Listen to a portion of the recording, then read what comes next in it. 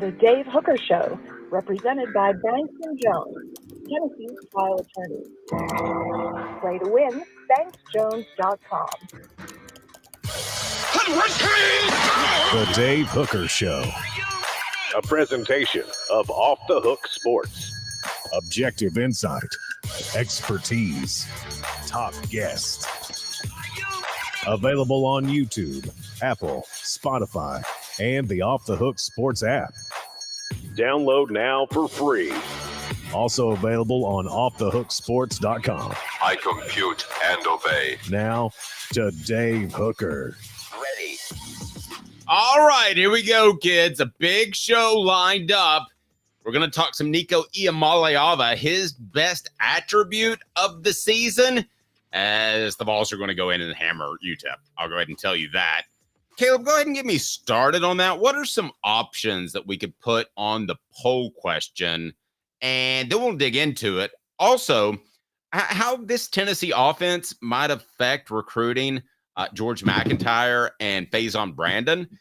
Tennessee basketball, if you stayed up last night, and we both did, if we look a little tired, they did beat Virginia, and Caleb and I come away from it with totally different thoughts. So I want to get to that. This day in Tennessee sports history, coaching buyouts, who's really on the hot seat, because I think a lot of coaches are going to get a pass. Kind of like, did you do yearbook day, Caleb? I think, was that where everybody signed yearbooks? Yeah, and you got the day off? I don't remember getting the day off for that. Okay, so we got the whole day off. And that is a lame reason to get a day off. That is a stupid reason to get a day off. Well, it was the end of the year and the teachers were overworked. Okay, so we got the day off. Maybe Dave one time left with a buddy and got a case of some sort of beverage. But anyway, that's why my senior yearbook only has one signature.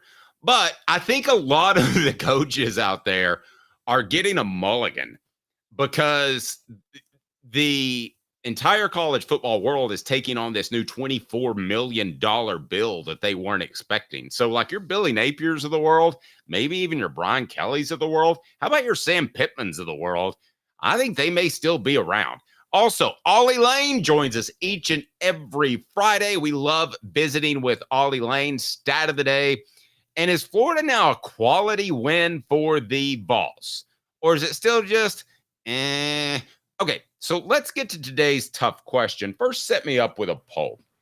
So far this season, what has been Nico Iamaleava's best attribute? Give me some choices, Caleb. I feel pretty strongly about this, so I'm going to go ahead and throw one out there. And if you want to choose a different word, you can.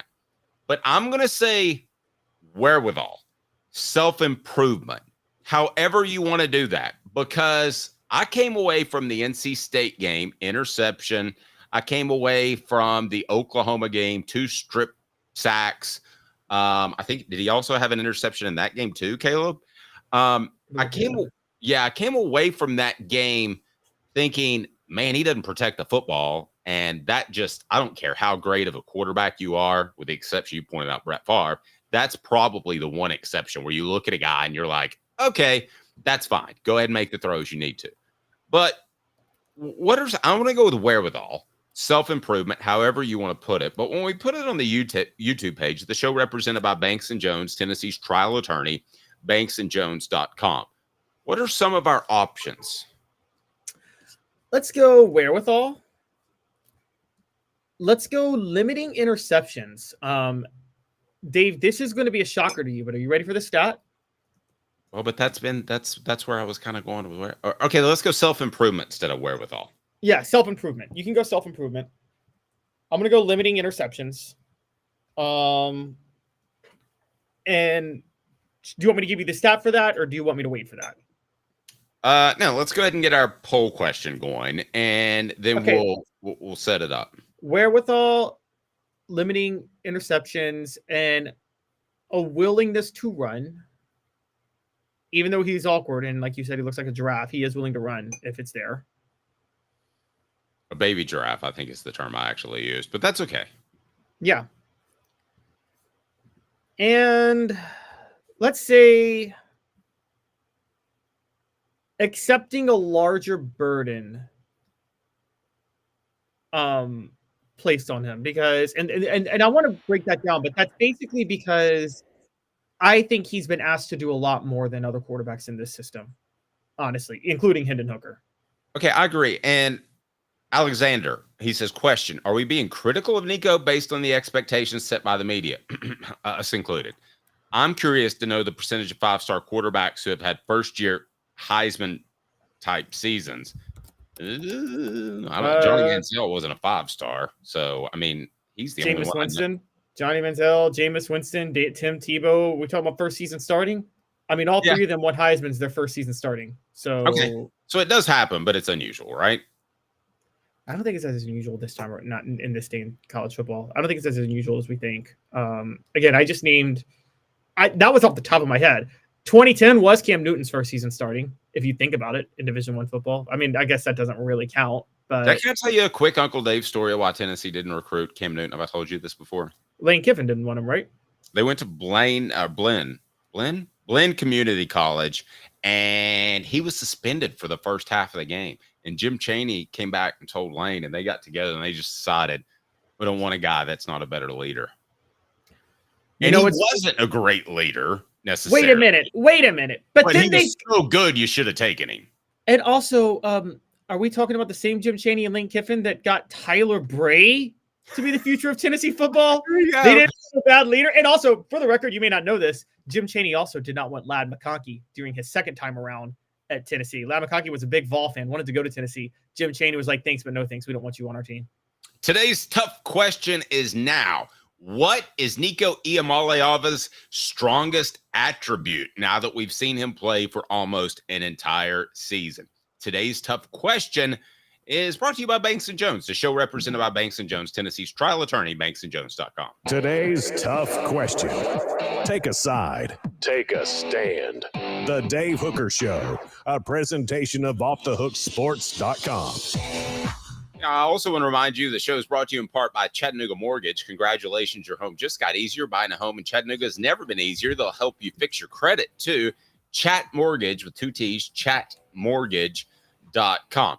All right, Caleb. So what are our poll question suggestions as we get off and rolling? Because absolutely to the exact opposite of what Alexander said, I think this has been a successful season for Nico, given what he has had to deal with. So this is not a rip Nico session at all.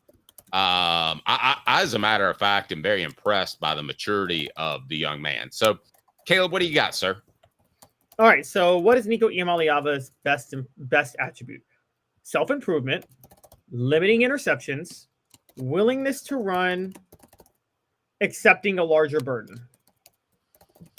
Okay, I don't think it's willingness to run because I don't think he ever still is completely comfortable. He will be, but I don't think he is now. I think it's self-improvement and wherewithal. I had real questions because of the offensive tackle issue. If he'd go into a shell, there was part of me, like a very small part. It takes 50% of my thought process to actually write a column about it. So I wasn't going to write this. But there was at one point when the offensive tackle play was so bad and I wasn't sure that Lance Hurd and John Campbell would get better, that I was like, they're going to lose another game to Alabama or Florida or somebody else. And they should, if it were the NFL, put him on the bench like Bryce Young. Let him sit there and watch and learn. You can't do that because the window of playing time. So to me, it's not even close. It's his wherewithal and self-improvement. That's 43% right now. Limiting interceptions, 12%. I think that, to me, that falls under the self-improvement. Willingness to run. I don't think there was any doubt that he wants to run. I just think Tennessee had some questions about how much they wanted to run him. And accepting a larger burden, 27%. That's a very good one. That might come under self-improvement, but not really. He came into this game or into this season and said, I'm ready to be the boss. There's a lot of quarterbacks that I've seen that were not ready for that, even if they didn't know it.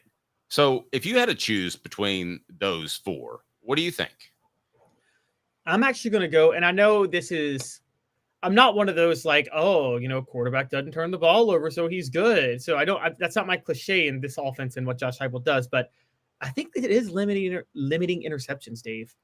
And there's a key stat that's going to tell you why. Lay it on me, brother. I know you got some stats. Did you know that Nico Iamaleava has the second fewest interceptions of anybody that has started at least 8 games in the SEC this year?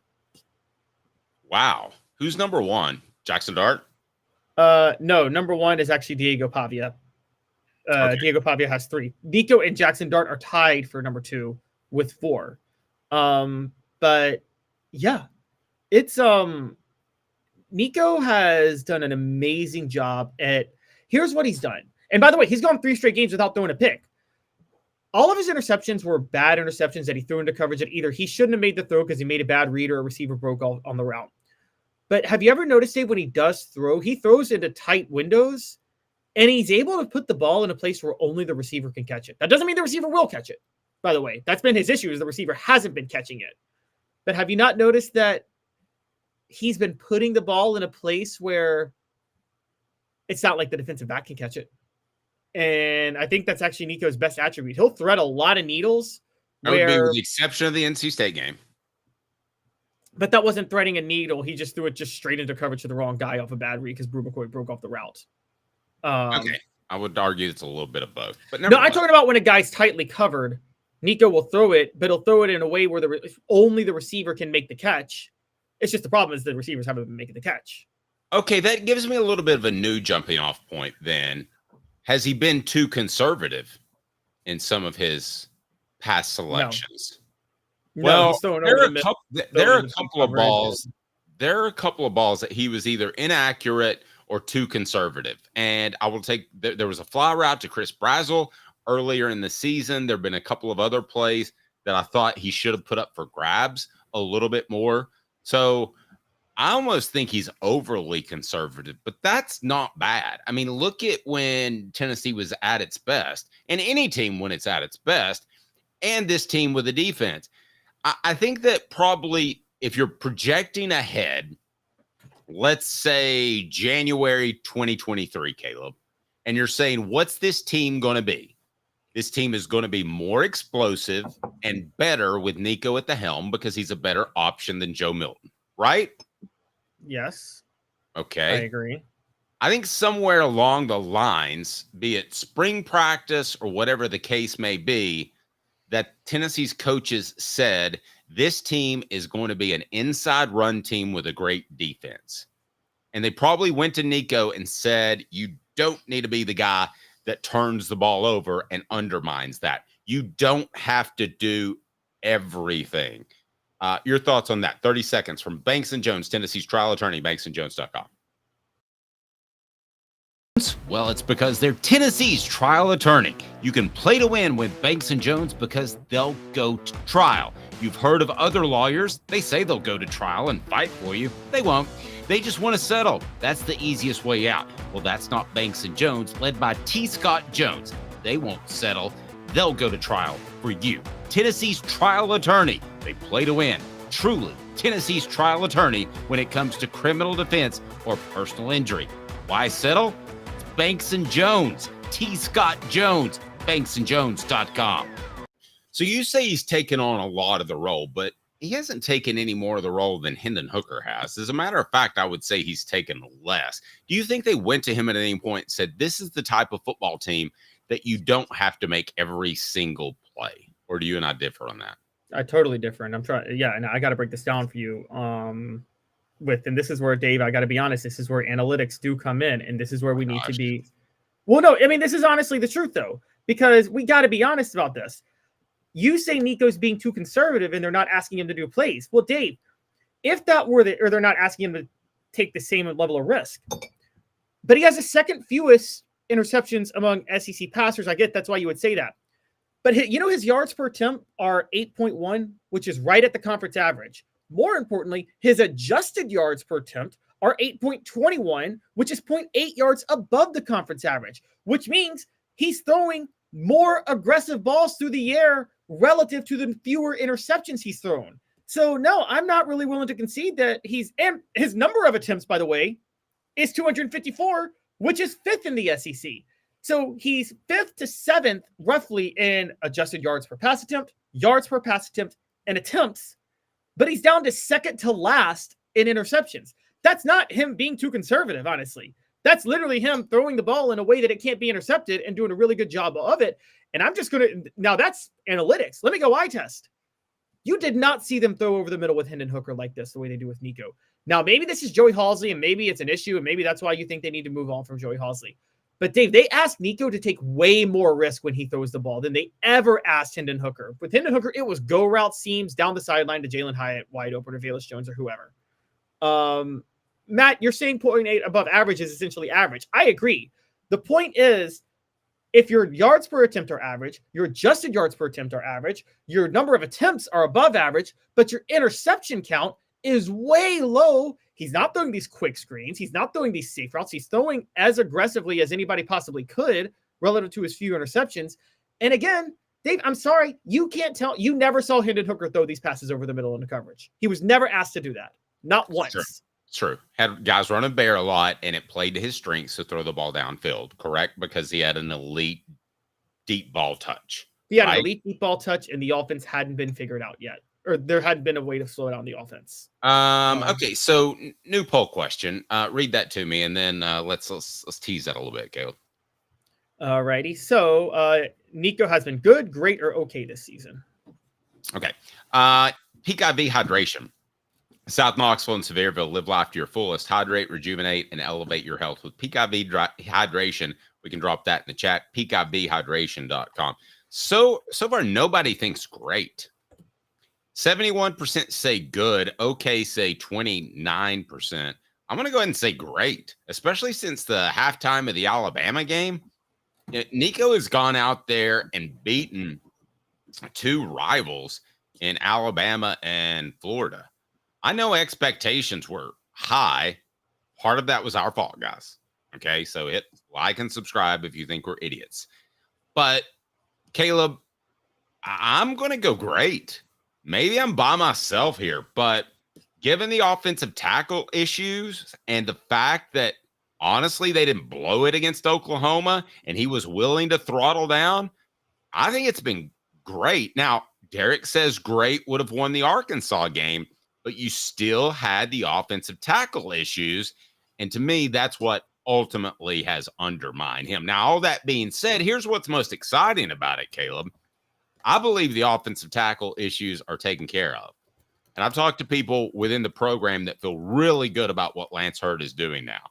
So if Tennessee makes the college football playoff and you eliminate that Achilles heel from the 2024 season that Nico had, Tennessee can make a run at something. I firmly believe that this is one of those teams, maybe like Florida, that has continued to get better throughout the season. The Georgia game notwithstanding, I get that. I just think that Georgia, they just outfoxed Tennessee on that day. They outcoached Tennessee, and there are a couple of places where Georgia might slightly be better in talent. But I thought the talent gap has closed significantly. You, though, disagree with that last part. So tell me why Nico hasn't or has played great this season. Oh, I haven't. I don't agree he's played great. I think he's played good. I was defending him on all this stuff before. I'm surprised you went to great because you were trying to say he was too conservative just a second ago with his throw. No. Too conservative. I'm talking about 5 balls that I would have put up for grabs. And in retrospect, I think he would too. As a whole, though, I mean, he's thrown, 300 passes? I mean, I'm nitpicking, especially, I'm nitpicking with a redshirt freshman, Caleb. Okay, so I think he's been good. Look, you can't say great when you bring up the Arkansas game because that wasn't just, I get there was a tackle issue, and it was a bad tackle issue. But Dave, Nico was really, really bad in that game. Okay, we have to be honest. He was bad. And his panic at the end of on the last drive, I'm sorry, I can't get past that. I can't get past the way he panicked on the last drive. And okay, I just think your bar of success is higher than mine. Mine is this is still a redshirt freshman, which you mine is my bar of success is don't panic on a last-minute drive. I mean, I don't think Eric Ainge was great his freshman year at Tennessee in 2004, but he was able to manage a game-winning drive against Florida to set up the James Wilhoit field goal. He didn't fumble a snap because his palms were so sweaty. Quality Tire Pros, serving Chattanooga's community since 1957. All major brands of tires, full service automotive, brakes, alignments, oil changes, and more. QualityTirePros.com. Tell Bo that Dave Hooker and Off the Hook Sports said hello. All right. Now, how does Tennessee's offense, or lack thereof at times, affect a couple of really highly recruited quarterbacks that are coming in? How they've handled the quarterback position as well. So who are the two fantastic quarterbacks, George and Faison, that Tennessee has coming in the next 2 years? Tell us about those for those that aren't recruitniks. Yes, George McIntyre is kind of considered the heir apparent to what we thought Nico Iamaleava was going to be. He comes out of Brentwood. He is a 5-star right out of Brentwood Academy. The George McIntyre, Mike Matthews connection is one that everybody's excited about, that everybody's looking forward to seeing. He also helped Tennessee get a 5-star offensive tackle from North Carolina. Speaking of that, Faison Brandon is a 5-star 2026 quarterback out of North Carolina. Obviously, Nico will be playing in 2025. Maybe he'll be playing in 2026. Right now, it don't look like he's going to be leaving after 2025. But if he does, then you'll see a George McIntyre, Faison Brandon quarterback competition in 2026. But that could go to 2027, at which point George McIntyre would theoretically be either a junior or a redshirt sophomore, and Faison Brandon would be a sophomore or a redshirt freshman. But both are going to be in competition to be the heir apparent to Nico Iamaleava in the future. Okay, I'm going to get in hot water with our listeners, and I'm willing to do that because I like to tell you what I really believe. I think the way this season is played out would concern me if I were Faison or George. I think it would be a real significant concern. Jake Merklinger has not played, and I wonder if I come sit behind Merklinger, do I ever get an opportunity to go out there and get game snaps? I also have seen this offense not be as talented as I thought it would. We thought Brew McCoy, Dante Thornton, Squirrel White were just going to be the creme de la creme. Did we not? Yeah, we did. And we thought there was no issue on the offensive line. Well, I don't say we, you and me, we knew that they were thin there and that the offensive tackles were new and had to be depended on, and we had our doubts. But that's not what the coaches told any prospects. You know, they didn't say, look out, because this Lance Hurd guy from LSU has been hurt all preseason. He ain't ready. But if I'm George McIntyre or Faison Brandon, I'm looking at this quarterback situation, and not to the point where I would decommit at all, but I'm concerned. I'm concerned that this thing didn't hum along like 2022. Caleb, when you touch base on recruiting, people get ultra sensitive. And yes, Derek Brew had a horrible injury, and I think he lost a step from that. But as a whole, we thought the wide receivers would be an A+, and they've at best been a C. Yeah, they have. Now, the question does become, is it the scheme or is it the receivers? Because, again, I keep going back to this date, and this is where the quarterbacks may get hesitant. I'm going to go – I have to keep bringing this up. Jeff Lebby having the most disappointing year for a first-year head coach. I didn't think Mississippi State would be good. I thought they'd be making a push in November. They're not. They're a laughingstock. Alex Golesh at USF, their offense is barely in the top 60 average. Lincoln Riley at USC finally gets a defense, and USC is a total disaster offensively. Oklahoma, Seth Littrell actually runs the veer and shoot too. Fired midseason by Brent Venables. Okay, are you working that everybody else looks bad, so Tennessee looks better? That seems like a reach. No, I'm not working that. I'm working that this veer and shoot offense that was developed by Art Briles, that Josh Heupel perfected by combining it with the old Mike Leach air raid and putting together a really unique system that Lincoln Riley uses, Seth Littrell runs concepts of, that Jeff Lebby uses, and that Alex Golesh uses, is getting figured out. I'm arguing that it's not a special offense anymore. And I'm arguing that there is a major issue that Josh Heupel and all these coaches I've named that cut their teeth and got big running this offense are going to have to adjust at some point because nobody's done it that runs this offense yet. Josh Heupel and Lincoln Riley, for those who don't know, run the exact same offense. They run the exact same offense. It's a clone of each other. How's Lincoln Riley doing at USC right now, Dave?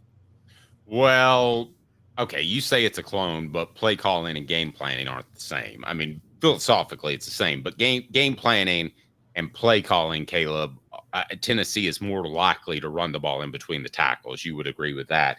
Okay, so, but really, I mean, this offense is pretty much what everybody runs, isn't it? No, I just named the ones. The wide splits, veer and shoot. I just named the one who do it, and it's taking off everywhere else. But Lane Kiffin doesn't run this offense. Lane Kiffin uses concepts of this offense, but he still has a lot of the old USC pros. He basically combines the RPO, veer and shoot, and then the pro style back in the day that he ran at USC. There's still much more of a look. You can agree with me on this, Dave, right? Lane Kiffin his quarterbacks still have to scan the whole field, don't they? Yes. And yeah, that's expected of them. That's not expected of these other quarterbacks.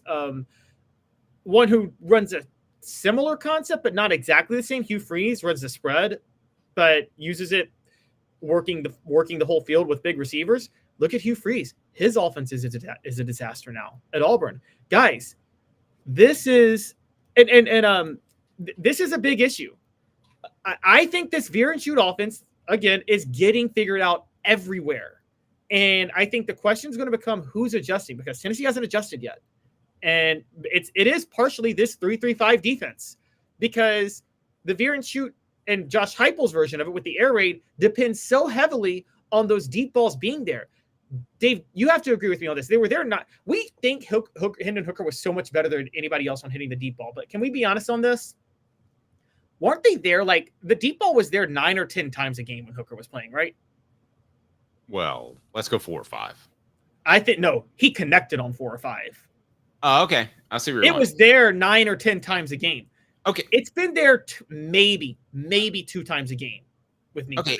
If Faison Brandon or George McIntyre come to you, and signing day is the first Wednesday in December, it's like 2 weeks away. Yep. And they come to you and they say, I'm concerned.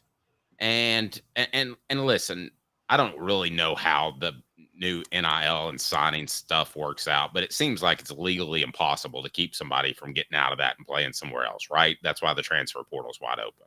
I agree. It just seems illegal. I mean, I don't know, but if they come to you and they say, hype, I'm a little concerned here because the offense didn't have the same pop. It ranked midway through the SEC when in 2022, when I got so excited about it, it ranked one of the top 1 or 2 in the nation.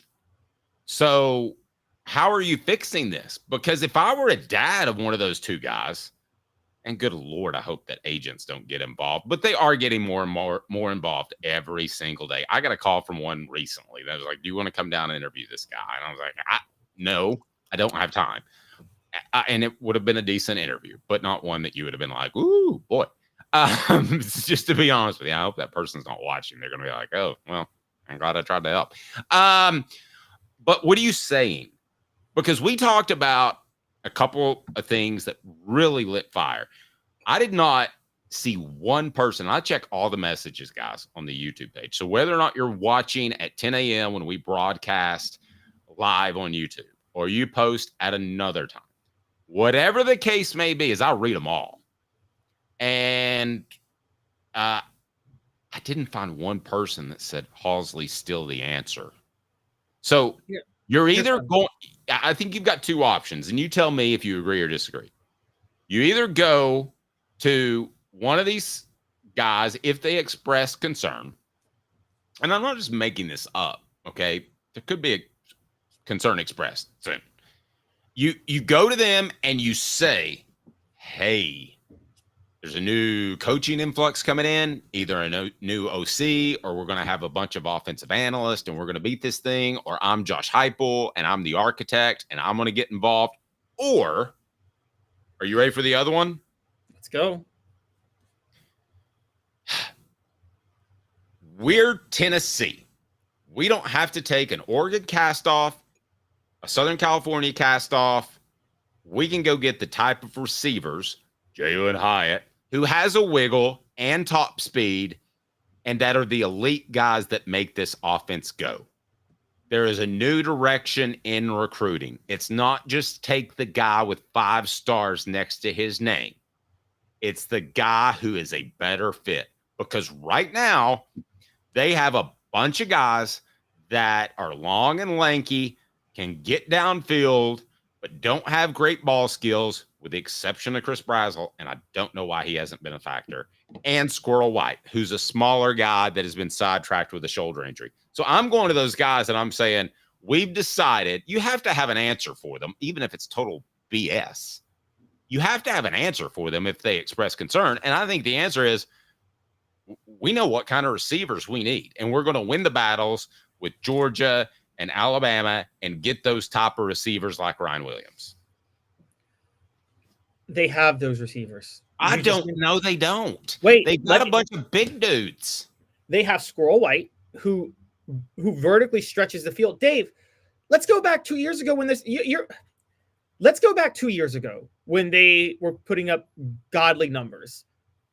Do you really think Cedric Tillman was that much faster than Brew McCoy? Because I don't. I watched him. He wasn't. Do you think Ramel Keaton was any faster than Chris Brazel? I watched him. He wasn't. Whoa. Yeah, no. Brazel's much better. That's my point. Yeah, Brazel's better. Here's what I'm saying. You say they're not. They're a bunch of big guys who aren't that fast. This receiving core is faster than the one 2 years ago that was putting up godly numbers. Squirrel White's faster than Jalen Hyatt. Can we agree on that? No. Oh, yes, he is. Jalen Hyatt is way faster than Squirrel White. Squirrel White is absolutely faster than Jalen Hyatt. Okay, and I got this issue too. Derek, you put it up. Why is Mike Matthews not on the field? Well, yeah, and Mike Matthews is very fast. Here's the issue, guys, and I'm trying to – I don't think it matters. First of all, Dante Thornton would have been the fastest wideout on the 2022 team. Would you agree with me on that? Easily would have been the fastest wideout. Not receiver, Jalen. He's not faster than Jalen Hyatt. Oh, Which wideout? Why do you undersell? I said wideout. Wideout. No, Jalen Hyatt's a slot receiver. Okay. Wideout. Okay, sorry. Go ahead. Yeah. Who is a wideout from the 2022 team that's faster than Dante Thornton? I'll wait. There wasn't one. There's not one. And everybody points to Cedric Tillman in that year. He was hurt in the first month of the season, barely played. He wasn't that fast.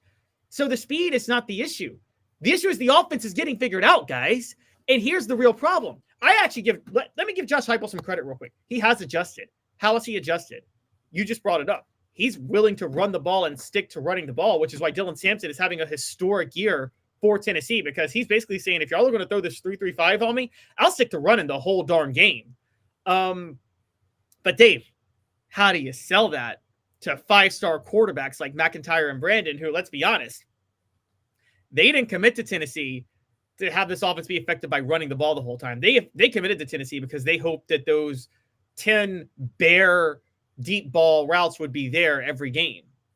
And do you think they're willing to stay if they're seeing the offense be figured out? And while they can still be good, the team can still be great with the offense.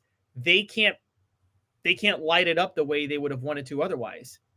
Isn't that the thing that's going to scare them away more than anything else? That it has to be a more run-oriented offense now to adjust to how teams have adjusted to them? Perhaps. So are you saying there are better? Because if I were either one of those guys, I know this sounds insane and everybody's going to hate me. And everybody's going to think I have a man crush on David Cutcliffe. Well, maybe I do. But I would go to wherever David Cutcliffe was. Who is the last coach? It's not Lincoln Riley, but he has produced a lot of quarterbacks, right, for the NFL. So let me take him out of the equation. Who is because I don't want to lose a lot.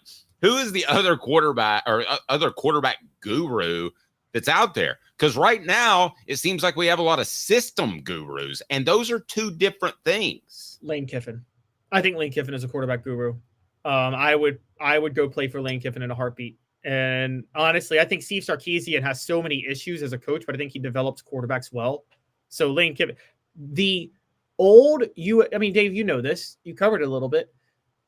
The old USC offense, which Steve Sarkisian and Lane Kiffin both came out of, they turned Carson Palmer, Matt Leinart, and Mark Sanchez into NFL draft picks. Totally pro style too. Totally pro style. And I know people will say, well, look at what Matt Leinart and Mark Sanchez did in the NFL. They were never good enough to be that good in the NFL. You would agree with me on that, Dave, right? It wasn't because they were poorly coached or developed in college. It's because they just weren't that good. Like, you bring up a really good point. Might be a column. Teams, we try to compare Lane Kiffin's offense to Josh Heupel's offense for a couple of different reasons. They're both exciting, and Lane Kiffin has the tie to Tennessee, right? Yep. But they're really way different. And if a team played Ole Miss the way defenses have played Tennessee this year, you'd pick them apart. That would go straight back to Bill Walsh principles, West Coast back in the day. Oh, I agree. Look, I'll just say this. Arch Manning may have made a mistake going to Texas over Ole Miss. I mean, his family ties to Ole Miss were already there, and Ole Miss has the best coach possible to develop him since David Cutcliffe when he was at Ole Miss. And I agree, David Cutcliffe, you're not man-crushing David Cutcliffe. He's the greatest developer of – David Cutcliffe, I think, sacrificed his chances to maybe win more games because he prided himself so much on developing players. Is that fair to say? Yeah, and what he did with Heath Schuler was amazing, too. I mean, what he did with Heath Schuler – no offense against Heath, but Heath was not great at reading offenses. What he did with him and putting together an offense that maximized his ability was tremendous. And I think it proved true that he didn't do a great job in the NFL. A lot of things went wrong with Heath, and a lot of things can go wrong with some of the greatest quarterbacks ever. RG3 had everything broke right, no pun intended, with the injury. Had they kept an offense that was interesting and different and intriguing, basically what a lot of offenses are running now in the NFL, and had he not gotten hurt, he would have been a really good quarterback. Well, no, had he not been a terrible, terrible teammate and try and sabotage Mike Shanahan because he said he wants to be Peyton Manning and refused to run after that. And okay, well, whichever the reason, I think Mike Shanahan's about as dirty as they come. But anyway, this day in Tennessee sports history is brought to you by our friends at Dynasty Pools and Spas in Athens. Stop by, get a free gift from Off the Hook Sports, and $500 off if you decide to purchase a spa that includes everything. For Dynasty Pools and Spas, your home for the best spas and everything you need to jump right in. Relaxing, therapeutic, absolutely. But what sets Dynasty Pools and Spas apart from others is that you get everything with any spa purchase. You get the cover lift, the steps, delivery, and chemicals. When Dynasty Pools and Spas delivers your spa from their Athens location within 125 miles, you'll get your own personal hydrotherapy spa. Mention me, Dave Hooker, or Off the Hook Sports, and get $500 off your top quality new spa. Dynasty Pools and Spas, just off the Athens exit. Drop in and receive a free gift from Off the Hook Sports, Dynasty Pools and Spas. Mention Off the Hook Sports for a drop-in prize and that $500 discount, Dynasty Pools and Spas. To check out some of the Dynasty Spa models and to buy spa chemicals, go to dynastypoolsandspas.com. Dynasty Pools and Spas. The whole question's troubling. If you're Faison Brandon or George McIntyre, are you worried? Still, 3/4 of you believe, no, things are still good, but 25% saying, yes, not the same pop. That usually doesn't happen. When you ask a recruiting question, usually they just call you a big idiot because you could potentially hurt recruiting. So like, Dave, you're an idiot. You're an idiot. You're an idiot. That's basically how those typically go. So I find that to be very insightful. The new poll question, before we get to what are we doing this day in Tennessee sports history? Yeah, this day. Okay. I believe Nico can win a natty. Yes or no? Yes. Yeah. Right now it's taking off. I still do too. Yes. I think he's one of the elite players at that position in college football. I do. Who impressed you more as a first-year starter, Nico or T. Martin? And I know you're going to say won national titles, but again, I don't judge by wins. I mean, the actual what you saw eye test them playing on the field. Okay, it's Nico, but they asked T to do much less. So I don't think it's apples and oranges, but it's definitely Nico. It's Nico because they asked him to do more. But to me, the one thing I'll say with T, and it's not because he won. It's because T never, ever, ever, as a first-year starter, did he never panicked when things got close or tight, did he? Ever. And never. I mean, the thing that stands out is we talk about the game-winning drive against Syracuse. What about Florida? T played god-awful against Florida. But, Dave, do you remember in overtime, there was a holding penalty that knocked Tennessee out of field goal range? And what does T do? He calls an audible where he just calls a draw for himself just to get Tennessee in field goal range. And, I mean, just heady, smart, not panicking things like that are why I still may lean towards T, even though Nico's been better. Nico's been more impressive overall. But T was, can we say, mentally tougher? All right. This day in Tennessee sports history, I think they're both equally mentally tough. I do. I think you also have to factor in that T. Martin was a man. You know, he had been behind Peyton Manning for, 4 years? 3 years? 4 years? I think physically you change a lot. As a matter of fact, I used to throw football every day because one of my best friends was a baseball player, and he was a pretty highly rated prospect. So that's how he strengthened his arm, was to throw football. And I can tell you that I could probably only throw the ball about 45 yards at about 17, 18. And I'm not lying. And then I could get up to where I was throwing a ball. I mean, it was some umph, and it was a double hop. It would have never worked in the game. About 55 yards when I was 21 or 22, and my body developed. See, I think a little, because technically there's only 1 year that separates T. Martin and Peyton Manning. I mean, and Nico Iamaleava. T. Martin was a junior. Nico Iamaleava was a redshirt freshman. So that's Nico's second year. It was Martin's third year. Now, maybe there was something big that all season, but I think it was more T. Martin was just well, but if you're with the ones, you see more practice snaps that are real practice snaps. So this day in Tennessee sports history, what do we got? Oh, speaking of quarterbacks, on this day, 27 years ago, a duel of two SEC legends took place in which Peyton Manning threw for 523 yards and 5 touchdowns against Tim Couch in Kentucky as Tennessee beat Kentucky 59-31. It was a period of time. I believe there were 5 straight years Tennessee scored over 50 against Kentucky in the late 90s because Hal Mummy did not care about defense whatsoever. I don't even know if he knew how to spell defense, to be real honest with you. This day in Tennessee sports history brought to you in part by our great friends at the Hemp House, the premier hemp dispensary online with a wide variety, great selection, and strict standards. Hemp House Chat with 2Ts.com, Hemp House Chat with 2Ts.com. Use the promo code HOOK for 10% off.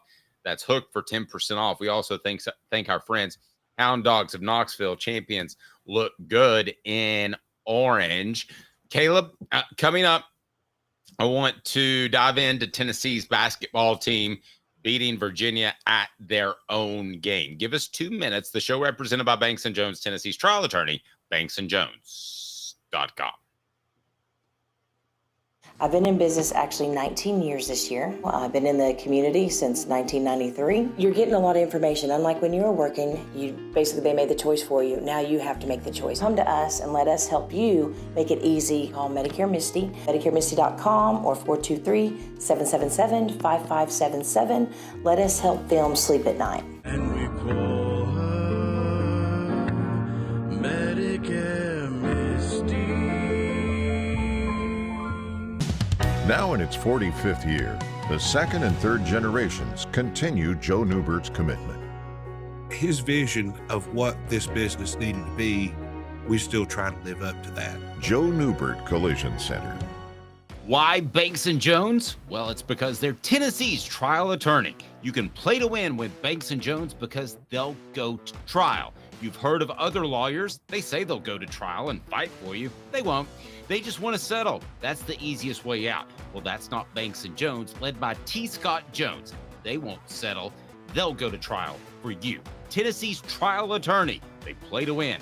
Truly, Tennessee's trial attorney when it comes to criminal defense or personal injury. Why settle? It's Banks & Jones. T. Scott Jones. BanksandJones.com.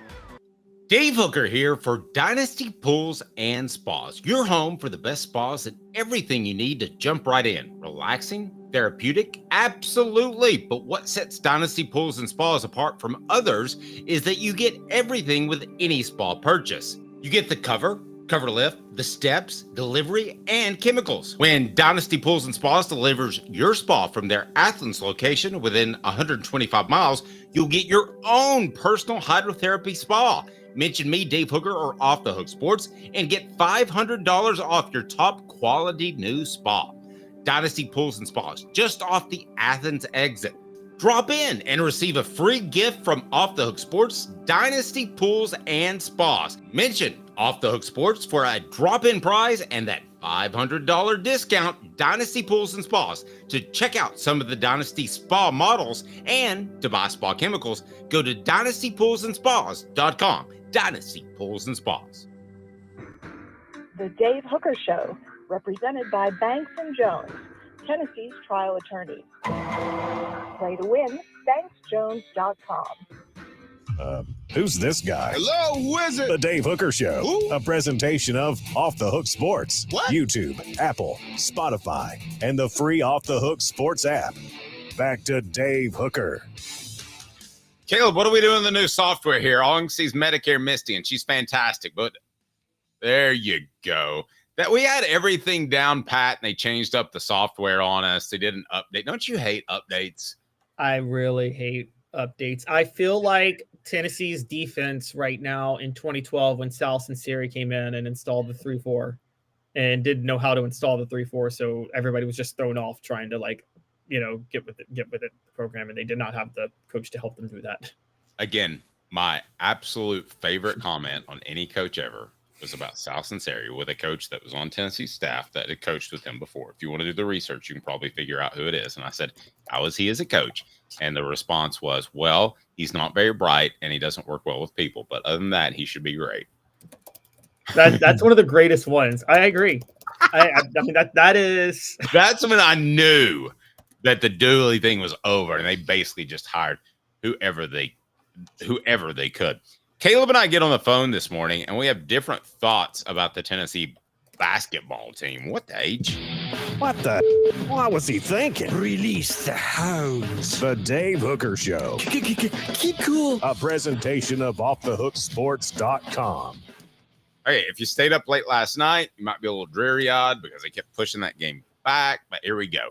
I feel blank about Tennessee's basketball team after the Virginia game. Better or worse? What the H brought to you by Medicare Misty.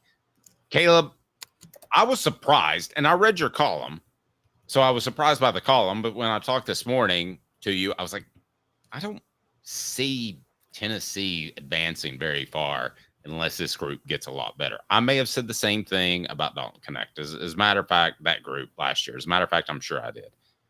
But you actually feel much better about Tennessee's basketball team after the Virginia game.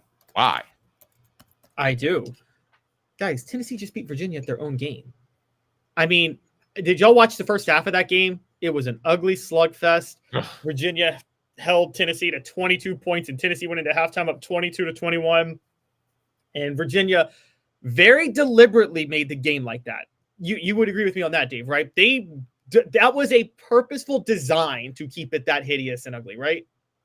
Absolutely. And I think that Virginia is probably a little bit concerned by the trio of new players that Tennessee has, and that one might develop into a Dalton Connect and they could suddenly explode on you. So I think that was a real factor early in the season. You don't want to get blown out, but they ended up getting semi. What happened? Tennessee blew them out, beat them 64-42, exploded on them in the second half. Chaz Lanier, Dave, at some point you're going to have to start thinking he could be the next Dalton Connect. I mean, this dude can take over games in a way that Here's the problem. This 26 points, more than Virginia's entire starting five combined. And I'm not even done. Igor Milichik Jr. comes in and scores 14 points in the post. So Tennessee works Virginia in the paint. They have a great inside-out game. It overcomes Zakai Ziegler shooting horrible from the field yesterday, like having his worst shooting performance I've seen in a long time. What we're seeing very clearly is Tennessee can withstand multiple players having really bad shooting nights because they got a guy who can take over in Chaz Lanier, and they got a lot of options. And I'm not done, but I'll let you go because I'm gonna cook. So, but you can go first. Okay. All I'm going to tell you is they have to have a guy that they can go to consistently that can provide points. If they didn't have Dalton Connect, they don't beat Auburn last year. They certainly don't make the Elite Eight. They're certainly not the talk of the college football or college basketball world. And you want to compare Chaz Lanier to Dalton Connect and his ability to take over a game. Will you at least give me that my scouting report was right? That when he shoots the ball from 3, he tends to push the ball and brings it too close to the front of his body instead of back and release. Like Connect has the most beautiful shot right now of any rookie in the NBA. Will you at least give me that? And that's more defendable, and they have to address that. It's more defendable. I'll give you that, and they may have to address it, but you would think that Virginia, a defensive specialist team, would be able to be the ones to defend it more than anything else, and they couldn't defend it yesterday. Chaz Lanier's red-hot three-point shooting is not, by the way, what's going to stand out to me throughout the year. The thing about Chaz Lanier more than anything is he puts the ball on the floor and he can manufacture points from inside the paint. I think Tennessee's going to have other options from 3 going forward. Igor Milicic, like I talked about, can step outside. He could go 2 of 3. Zakai Ziegler was awful last night, but can be red-hot from 3. Jordan Gainey can come off the bench and do it. And just a couple of points. Darling Stone Dubar finally got some action yesterday, Dave. And they're going to start working him back into the lineup. Guys, he had 4 points, but he was very efficient when he was on the court. And I'm telling you guys, Chaz Lanier is Tennessee's go-to scorer. There is no Dalton Connect on this team, though, because if Chaz Lanier is not working out, they can turn to a bunch of other options to step up. You want them to be like, Dave wants Tennessee basketball to be like NSYNC, where it was just Justin Timberlake and JC Chazé. I think that's what that last year's team was. This year's team is more like the Backstreet Boys, where all 5 guys sing and all 5 guys provide significant roles. Okay, Dave thinks that teams are built like NSYNC. I think they're built like the Backstreet Boys, the best teams. And did you see where Justin Timberlake was shooting hoops at the Pratt Pavilion Center, by the way? Yes, I did, actually. Did you know that in NSYNC's very first music video, Justin Timberlake is wearing a Peyton Manning Tennessee jersey? No, I didn't know that at all. Yeah, he is. Okay. It's before Peyton Manning got drafted, too. Okay. So Dalton Connect can be as big of a star as Justin Timberlake one day if he continues on the path that he's on. None of these guys can be as big of a star. You have to at least give me that. There's a glass ceiling. Yes, but if you have a bunch of people hitting a high glass ceiling versus one that goes way above and a bunch of other people that don't get close to that, I mean, I think this team's better built. Now, I can give you a drawback. Can I give you a drawback, Dave, too? Because I wrote about it. I wrote about this, too. Don't worry about JP Estrella. He'll be fine when he gets healthy. Same with Darling Stone Duber working his way into the lineup. Cameron Carr's injury is more problematic than people think. It's not about missing time in November and December because, Dave, you and I both know if you're going to have players injured, it kind of works to your favor if they're injured in November and December, right? Because then you can get other guys to step in and develop more than they need to. Is that fair to say? Yes. And by the way, people asking why was Justin Timberlake in Knoxville? He was doing a concert there. My wife has still not forgiven me for not paying for that ticket, but go ahead. I've seen him twice. So he does put on a good show, by the way. Very, very, very musically talented. Anyways, what was I saying? Okay, so the reason Cameron Carr's injury is an issue is what do you use November and December for in college basketball, Dave, more than anything? To figure out who you are and to come together as chemistry. And to bring along guys that developed in the off season that just need more game action to really hit their potential, right? Yes. Cameron Carr was that guy. Well, if he's missing all of November and December, and you thought this was a weapon you would have for depth when the NCAA tournament comes in March, when are you going to bring him along? You don't really do that in January or February, do you? Because that's when you really got to start taking games seriously. That's when you got to start sorting the bench, especially in February. I don't have a problem with you taking a lot of look at guys in January, but definitely when you get to February, you got to chill out. Yeah, and Cameron Carr is going to be working his way back in January, and then you got to develop chemistry and rhythm with him in February. I mean, I don't see how they can have Cameron Carr be the weapon they need him to be when March rolls around. I do with JP Estrella. I do with Darling Stone Dubar. I don't really see it with Cameron Carr, and that's an extra depth weapon they really thought they could have. So that injury could be problematic for Tennessee. But I do think when Darlington Dubar gets more rhythm, he's going to be elite. I think that you keep saying Chaz Lanier's not Dalton Connect. But Dave, Tennessee can go to Chaz Lanier, Darlington Dubar, Zakai Ziegler, maybe Jordan Gainey off the bench, Igor Milicic Jr. They can go to even Jemai Mashak at times. Zakai Ziegler was a 2-time SEC Defensive Player of the Year. This is not even the best defender on his own team because Jemai Mashak's on his team. So Derek says, literally, I'm as negative about Barnes as Butch Jones. I just don't believe in him. Therefore, I don't even really root for a basketball team. It's silly because I love Tennessee basketball prior. Barnes, Derek, you've been on like a heater recently of great comments. That to me is way, way hardcore. Well, Derek did just disrespect my hometown by trying to say Justin Timberlake's from Knoxville and he is from Memphis. He's actually from Millington, just outside of Memphis. But yeah, what? I'm going back to that. What? Barnes is Butch Jones? The Champions of Life guy? Come on. Derek, you're stretching. You're really stretching on that. Okay, Barnes nobody holds their players more accountable than Barnes. As a matter of fact, people, I don't know if you know this, Dave, people in the media kind of get frustrated with Rick Barnes because it feels like he never takes any accountability for himself and puts it all on his players because he's so hard on them. He grinds them so hard. Does Butch Jones, did he ever grind his players hard? No, the best player of the three is Igor. That's a fact. I think it's going to be Dubar. Darlington Dubar is going to be the best. Are we both saying that Chaz Lanier is not going to be the best player of the three because he was the highest rated coming in? I think Chaz Lanier, well, he could actually. We're talking about 3 weapons, Dave. You're talking. If would you rather have 1 Dalton or 3 Dalton lights? Boy, see, I think Dalton was so special. You know what you're asking me? If you gave me a Vincent Yarbrough or 3 Vincent Yarbrough lights, I would say 3 Vincent Yarbrough lights. But I think Dalton is at such a higher level by what he's doing in the NBA. I think you're talking about lights. You're not even talking about like ultras. You're talking about some sort of beer that has like 0.05% alcohol. You are way overvaluing one guy. I think, did you ever watch Moneyball? Yes. Remember when they were all trying to recreate Jason Giambi and Brad Pitt or Billy Bean's character, Brad Pitt's character, Billy Bean, literally says, guys, we can't replace him. We can just recreate him in the aggregate if we get these select group of players all together. You know the problem with Moneyball? What?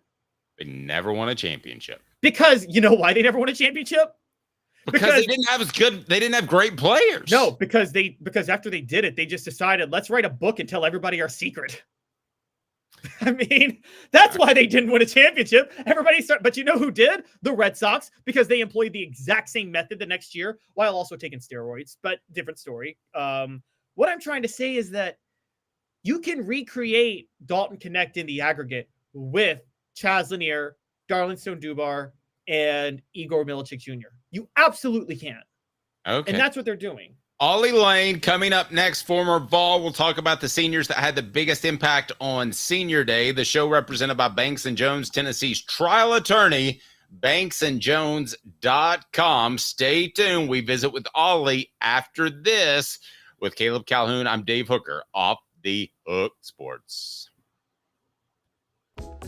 Sports Treasures in North Knoxville is one of the South's largest sports cards and memorabilia dealers, featuring over 10 million sports cards from vintage to modern. Sports Treasures carries a full line of hobby boxes, singles, autographed memorabilia, Tennessee Vol collectibles, fan cave decorations, and so much more. See a museum full of collectibles at Sports Treasures, 4819 North Broadway in Fountain City, and Sports Treasures on Facebook. Sports Treasures, where the real sports fan goes to shop. Community banking is about location and much more. It's about family. We reside in your community. We are a part of your community. At Commercial Bank, our commitment extends beyond the walls of our branches. It's displayed each day in the opportunities we provide, the money we give back, and the time we commit, all to help improve the lives of the people, families, and businesses that make our communities great. Commercial Bank. Life made better. Double D Piping provides full-service fire protection on any scale. From residential homes to government facilities, we can assist any customer through design, fabrication, installation, inspection, and demonstration of fire suppression systems. With 30 years of service across 5 states and a full staff with over 40 years experience, our quality can't be beaten. Don't get caught watching what you could have prevented. Call Double D Piping, the absolute best in fire prevention. With our brand new location on Emory Road, Eye Care Optical is bringing East Tennessee's best eye care to your neighborhood. Doctors Johnston and Combs offer unmatched expertise and care without a trip to Knoxville. Eye Care Optical, now in Powell. Are you ready to get strong? At NFC, we offer top-notch weight training and functional fitness, so you can build strength and improve your performance. Join today at nfc1.com or stop by any one of our 7 East Tennessee locations. When the lights turn on and the game begins, you need a team that gets the job done. It's Ford commercial truck season at Varner Ford in Clinton, where our strong lineup is built for power and performance. Step up your game in this new 24 F-150 4x4 Super Crew, $46,997. At 250 cargo van, $50,950. 24 Ford Maverick XLT Hybrid, $28,929. Local you trust, performance you can afford. Varner Ford, built for the game. The Dave Hooker Show, represented by Banks & Jones, Tennessee's trial attorneys. Play to win, banksjones.com.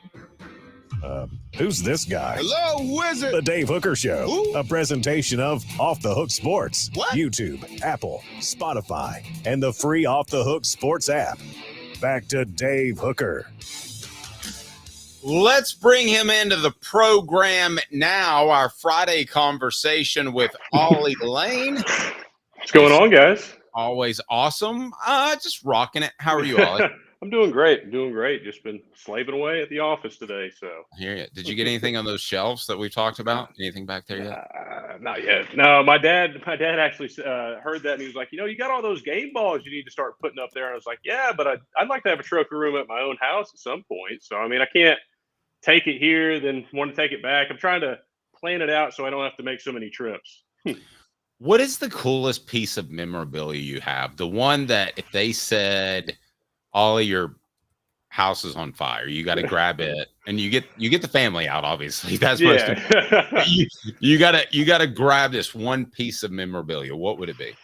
Man, I mean, I feel like it's either going to be my senior jersey from the Cheez-It Bowl, or man, I don't know, because I mean, I've got my gloves from the Bama game. I've got game cleats, helmets, jersey. I got a lot of stuff. I'm not gonna lie. I've racked up the memorabilia from the years, but I don't know, there's something special about that last season jersey. It's got my captain's patch on it, so I mean, it's that's the one that kind of like I guess would be the top, I guess. But is there any? Let me ask you this: is there any of the what goes on in the NFL? Like, here's the way it works. Like, so I really like Ollie Lane, and I play for the other team, and I go up to Ollie Lane. I go, I grew up watching you play. Can we trade jerseys? I'll autograph mine, and you autograph yours. Always seemed weird to me. I'm old school. I liked it when the Redskins and Cowboys hated each other. But that's the NFL, and it is a job, and I kind of get it. Yeah. Have you ever heard of any people swapping gear after the games in college? No, but honestly, that'd be pretty cool. I mean, I think it's pretty neat in the NFL how they do it. I get you want the rivalries, but I mean, it's shows respect to the game and respect for each other's talents. It'd be neat if they did that in college, but obviously the jersey costs and stuff are different, and the availability to get those things in, I feel like is a little bit different in the NFL than it is in college football. So is there one? How about this? What would be cool is usually you get one from a guy that you really respect, and I really respect this guy. But the coolest one would be to go up to Will Anderson after you guys shut him down in 2022 and just say, Hey, man, I've always liked your play. Sorry things didn't work out, but could you autograph your jersey and give it to me? Yeah, no, I'm sure that would go over great. I mean, you'd be like, this Ollie guy's just rubbing it in. Yeah. Oh, man. But no, I mean, I think it would be neat to just kind of do some of that in college. I mean, there's a lot of guys that, I mean, I have conversations with and stuff after the games, and you kind of show some of that respect and stuff. And, you know, I think there's some of like maybe sharing some gloves, or like I picked up some different quarterback towels and stuff along the way from different schools that I have. But that's neat to kind of collect some stuff too from different schools and just kind of have like a little SEC collection almost. But all right, Ollie, let me ask you this. Mm-hmm. Obviously, Cooper immediately comes to mind. Yeah. Brew McCoy, who I would argue is the greatest transfer in terms of a leader and an overall player, would rank up there as well. I guess let's start with those two guys. And then who are some other seniors that deserve their kudos, their flowers on senior day? Yeah, I mean, definitely starting out, obviously, Cooper Mays has just been the rock solid core of this offense throughout. It just feels like he's been there forever. But, I mean, I remember when Coop came in day one in 2020, and, I mean, he came in with a purpose to change things. Obviously, had his older brother, Cade, to kind of show him the ropes. But, you know, Coop's done a really good job throughout the entirety of his career at Tennessee to now, just stepping up more and more into leadership roles, being more vocal. And then, I mean, for the past 3 years up to now, I mean, he's been that big leading voice in the offensive line room. And, I mean, the same goes with Brew. I mean, Brew coming in from another school, having to restart again from zero. He's done a really good job of coming in and earning everybody's respect and trust. He didn't come in thinking it's expected just because we're teammates, but, you know, he came in, he earned it, and he put in his hard work, and it shows in the way that he plays. And he's one of those guys that's just truly like lead by example. He does it right, and he puts in a lot of effort into everything that he does, and it just shows what he does, and it comes back onto everybody else, especially in that wide receiver room. They see the way that he plays and wants to mimic that. As far as more seniors, I mean, obviously you got to look at guys like I'm trying to think who all the seniors are. I mean, obviously I think Will Brooks is in his 4th year, correct? I think Will Brooks may have another year left. Let me check on that. But yeah, go right ahead. But I mean, like, that's another guy that's been a huge stepping point and a turning point for this team. I mean, as a guy that's a walk-on, there's not a lot asked of him at the beginning. But he took it upon himself to really put it out there what he could do and be a leader from a different perspective. I mean, obviously you see your leaders most of the time are older, more highly talented guys. But I mean, he's one of those guys that didn't come in with a name and earned it through the ways, and kind of paved a way to show that you can do anything if you just put your mind to it. And he's one of those guys, again, that's like a lead by example person. Overall, I mean, the senior class in general, they continue to do a great job of just holding everybody together and accountable. The leadership over there has grown a lot since over the past few years since Heupel's been there. But I mean, even then, he's put a big emphasis on it's a player-led team, and he wants not necessarily just the seniors to lead, but everybody to lead with him. But the seniors have done a good job of understanding that this is our last rodeo. We're going to put it out on the table and leave Tennessee in a place that we want it to be. And that's always been the message from former players to players leaving. It's like, we want to leave this place better than we found it and allow the next group to keep continuing to make it better than it was. Will Brooks was a part of the 2000 team. So technically, Caleb, does he have another year? 2000? What are you talking about? The 2000 I'm sorry. The 2020, yeah. 2020. I do that all the time. I did that on John Pennington's show just recently. If he redshirted in 2021, then yeah, he has another year. So okay. I think he's out of eligibility. So I'm gonna go down that path. I think the red shirt was his freshman year. So but anyway, let me name off a couple other guys, and I know you want to jump in here too. Caleb, there are a couple of guys that do have some eligibility remaining. I want to get to them, but let me just throw some guys at you. Dane Davis. Yeah. Okay. I don't think he's the most spectacularly talented offensive linemen in the world. But where is Tennessee against Oklahoma without Dane Davis coming in and at least being serviceable? And now he's been a part of an offensive line rotation. So that's a pretty significant one as far as a guy who has absolutely maximized his ability.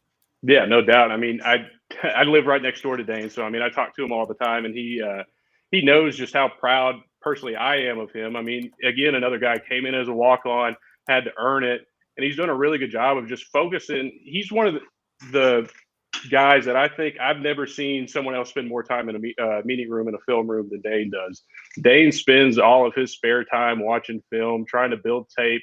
I mean, every week we would do these scouting reports and we'd write notes on all the players and stuff. And I mean, Dane's was always booklets and booklets filled of just notes and stuff that he collect throughout the week. And, you know, he'd do that just so he could share that with everybody that was going to play and give everybody the best notes he could. And no one asked him to do that. It's just, he's a good teammate, wanted to do that. And I mean, you see it in the way that Dane plays, that he truly loves the University of Tennessee. And so, I mean, he's going to do everything that he can to keep building it up. And I mean, there's a lot of guys in that room too. I mean, like Jackson Lampley, obviously his dad, Brad, played here. And so, I mean, he's got a lot of family pride into the university, but he's a guy that's not everything's always gone his way or the way he wanted it to. But he's continued to just keep his head down and go to work and put in the effort that's needed to be leader and an example from a different step. He's able to coach up some guys on the sidelines, see some things, and also just be a true senior force on the offensive line. Because, I mean, a lot of the offensive linemen, it's a tight-knit group, but, I mean, there's a lot of guys that play, a lot of guys that don't play, and there's a lot of guys that see things that other guys don't. So, I mean, the more you get people sharing stuff in, and especially from some of those seniors, it's you've seen a lot by that point, and especially for Dane and Jackson, who've been there for 6 years, you've seen a lot of ball. And so they've done a good job of kind of sharing that knowledge around with everybody. Ollie, I want to ask you a little bit more like larger role question real quick. And I'm not going to put you on the spot, but this may involve other players. You were part of we talk about the seniors that kind of came in, the Brew McCoys, and then the players that emerged, the Cooper Mazes that emerged as seniors. You were also part of the teams that struggled under Jeremy Pruitt. We always talk about the changes from Jeremy Pruitt to Josh Heupel helping Tennessee take another step. How much of that, though, was the fact that how much of an improvement was there in leadership at the same time when Josh Heupel? I'm not going to ask you to call on anybody, name any names from 2019 to 2018, but did that have a hand in that? Yeah, I mean, for sure. I mean, Heupel came in and put a true emphasis that he wanted it to be a player-led team and wanted us to want to be here and do this every single day. And I mean, it's not that Pruitt, obviously everybody wants a player-led team, but Pruitt was more, you're going to listen to me and do what I say. And Heupel was more of, you're going to listen to me and do what I say, but also there's a little mush in that where you're going to hold everybody else accountable. So I'm not the one holding everybody accountable at the same time. And so it forced players to become more of personal accountability buddies, and that creates better leaders because you become more self-aware of what's going on in your team, and you have a little bit more care about it. I mean, I will say, like, as far as the players from 18 to 20, I mean, super talented and super great guys that loved the University of Tennessee, but there was just a lot of different forces causing leadership structures and dynamics to kind of fall apart. Because, I mean, if you want to get into like psychology, studying leadership styles and everything, there's different strategies that a lot of people can go with. I mean, you can go with like top down, or I like the more within led. And that's what Heupel's really tried to pull out of them. I mean, they do a lot of that stuff with, I think it's like a former Navy SEALs trainings and everything like that, where they come in and teach leadership and teach guys how to be leaders, and then have younger guys attached to those leaders as mentors. So they're leaders once those guys leave. So they do a good job of really just building upon leadership characteristics and development that wasn't necessarily a huge focus in the previous staff. So with that in mind, how would you think, the guys, the Cooper Mazes, the Brew McCoys that we talk about, what should their place be in? Could you just talk about their final year of eligibility at senior day, their place in Tennessee history? Are they the faces of the people who helped revive once Moorbound program? Is that how you think they'll be remembered more than anything else?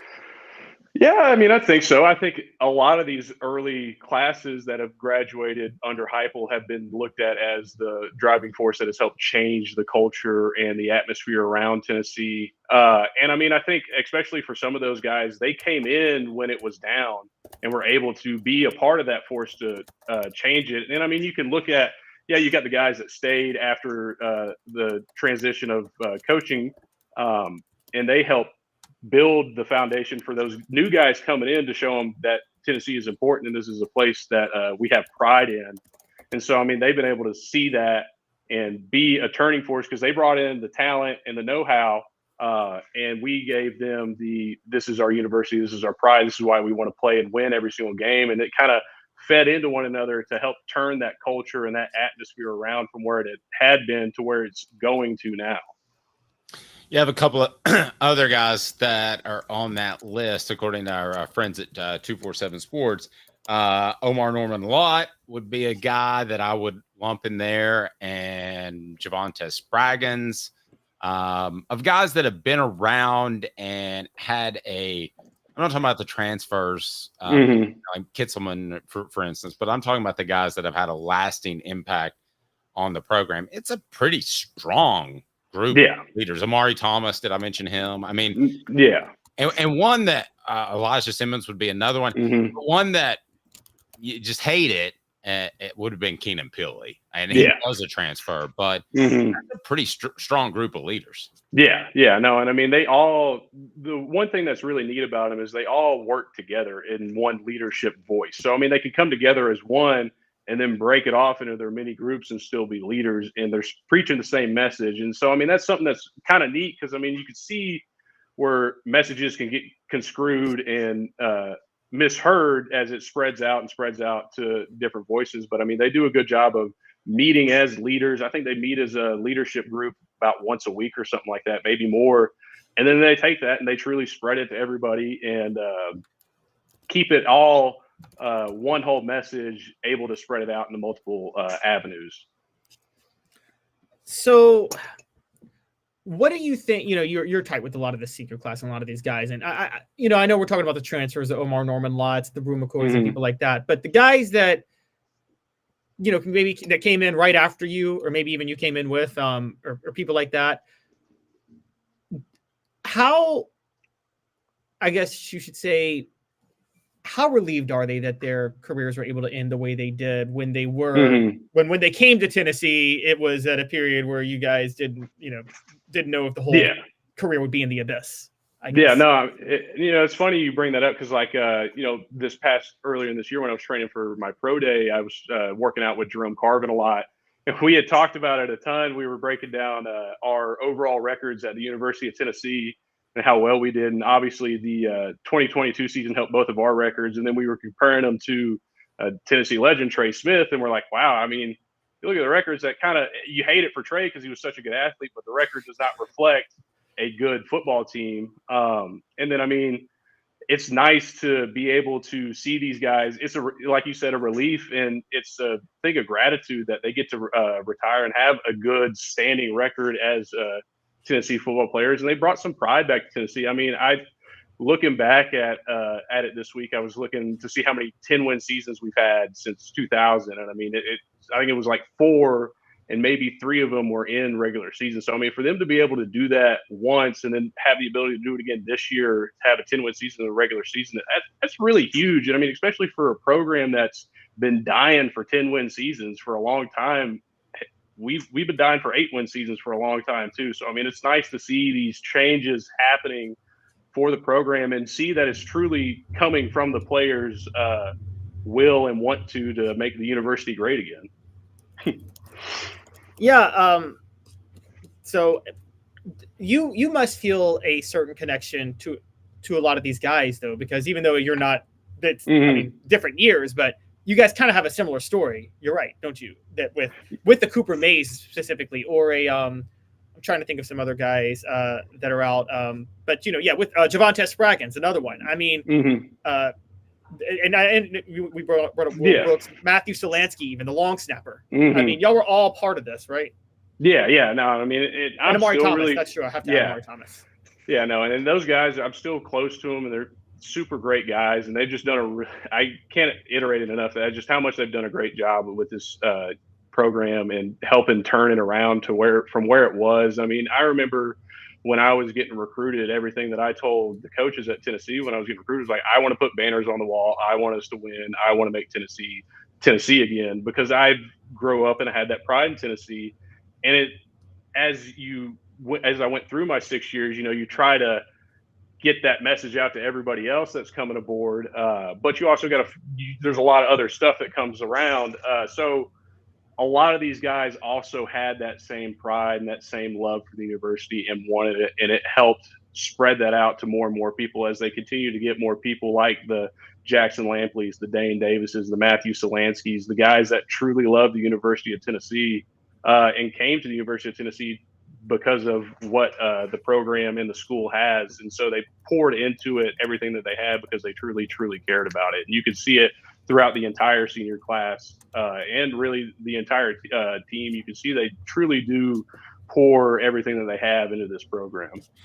There are a couple of guys I want to ask you particularly about, and these are guys that have eligibility remaining that are seniors, and I think this is the last year, isn't it, Caleb, that we have to deal with this whole COVID mess? So it's hard to figure out. I think so. Yeah. All right. So a couple of guys, Gaston Moore, Bryson Eason, Navy Schuler. I'm sure he'll chill out. I mean, for another year. Dominique Bailey. I mean, if you're those guys and you're weighing a decision just individually, for different reasons, I can see them coming back, but I could also see them saying, I've rubbed a lot of tread off the tire. Yeah. And I mean, it's honestly, it's a hard decision. I had to make that same decision in 22 on what I wanted to do.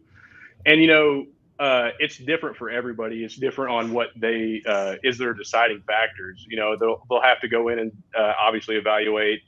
For some of them, do I have enough to go ahead and go to the next level, or do I need another year to really put some more stuff out there? And then, you've got some guys that are just like, hey, do I want to keep playing football, or am I ready to move on to the next part of my life? That was a big decision for me in 22.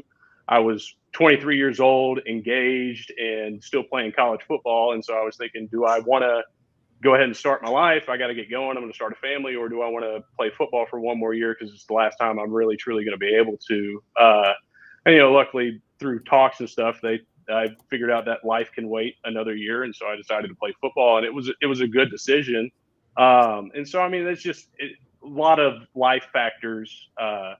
And it's a tough decision. It's a tough decision when you're getting recruited, deciding what college you want to go to, but then it's a tough decision to decide what to do with the rest of your life. Because that's kind of like a milestone moment, deciding on whether you want to stay in college for another year or move on to what's next. So, can I ask you a tough one real quick? Yeah. Okay. All right.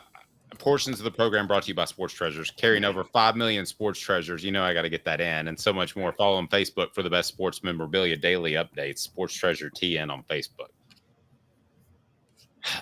Dylan Sampson, under the old school transition from college to the NFL, I would tell him, Dylan, you need to go, because as of 5 years ago, you weren't getting paid, and you're not going to have a lot of tread left on the tires. You've already been a workhorse. But nowadays, I'm not so sure, because he's going to get NIL money. I'm sure he would be a significant one, but you also want to get ahead of that pension, which for those that don't know, if you get 5 years in the NFL, you got a pension and you're taken care of. And I've known a lot of guys that got that and a lot of guys that didn't, and it changed their life later in life. And the other thing is, I like Peyton Lewis. I'm not comparing him to Dylan Sampson, who's had a great year. If you're Dylan Sampson, what's going through your mind right now, you think? I feel like for Dylan, like I just talked about, it's just weighing his options here and what kind of noise is out there. If it's buzz, and I mean, I'm sure it's a lot of buzz for him, that there's significant opportunities for him in that next level. I believe for Dylan that he's got enough on tape and enough shown out there that he can make that next transition. And I mean, honestly, it depends on. I don't think a worry on his plate is he's leaving the running back room in a weak spot next year, because they're still very strong and deep. And I think for him, it's more or less, does he want to? You always got to think about it. Do you want to risk another year to get an injury that could change the scope of what's that next step going to be? So I mean, it's just a lot of options for him to weigh. If I was him to make a decision, obviously check all my sources and stuff. But for him, I feel like at this point in time, the running back room is going to be a good spot. They're continuing to bring more and more people into the fold, into that room. And for him, he's put everything that he's needed to. He's broken the season touchdown record and continues to make a name for himself that's going to leave a mark on the university. So for him, it just depends on how much more does he want to accomplish at the University of Tennessee that he hasn't already. Sounds like you think he's going. I don't know. If it was my decision, I feel like I might, but I'm not in that position. So I don't. Yeah. Okay. So our stat of the day, can you hang tight for that? Because our stat of the day has to do with Dylan Sampson. How's that sound? Yeah. No, I can stick around. UPS Store Hardin Valley, helping individuals and small businesses, wide range of products and services. Link right down below, and they're owned and operated by Tennessee fans. What's our stat of the day for Ollie to think about over the weekend? Because I'm sure that he's going to do nothing else but think about his conversation with me and you. So it's kind of an interesting one. Dylan Sampson he leads the SEC in scoring this year with 126 points. Now, that is already top 10 all time for non-kickers in the SEC. Top 10 among non-kickers. Wow. Dylan Sampson is leading the SEC at 126. He is on track, if he keeps his pace up, to finish second all-time kickers, non-kickers, period, only to Najee Harris, when I'm sure you remember Ollie in 2020. Najee Harris was the most unstoppable force in scoring.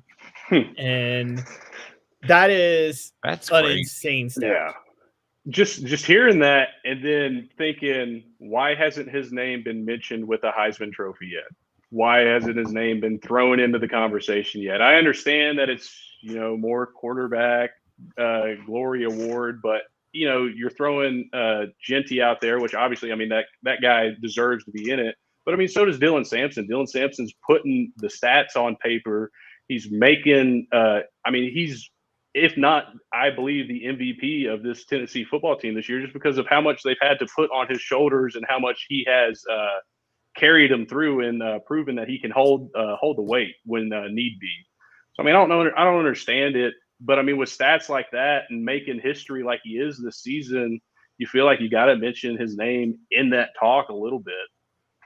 I've polled Heisman members as part of a column, and the best I get is like 8th. And that to me seems woefully low. You only get I have a vote, so you only get 3 selections. And I'm not sure he'll make my 3, to be really honest with you. But I can tell you if there was 5, he'd be a lock to be on it. And he'd probably be 4 or 5.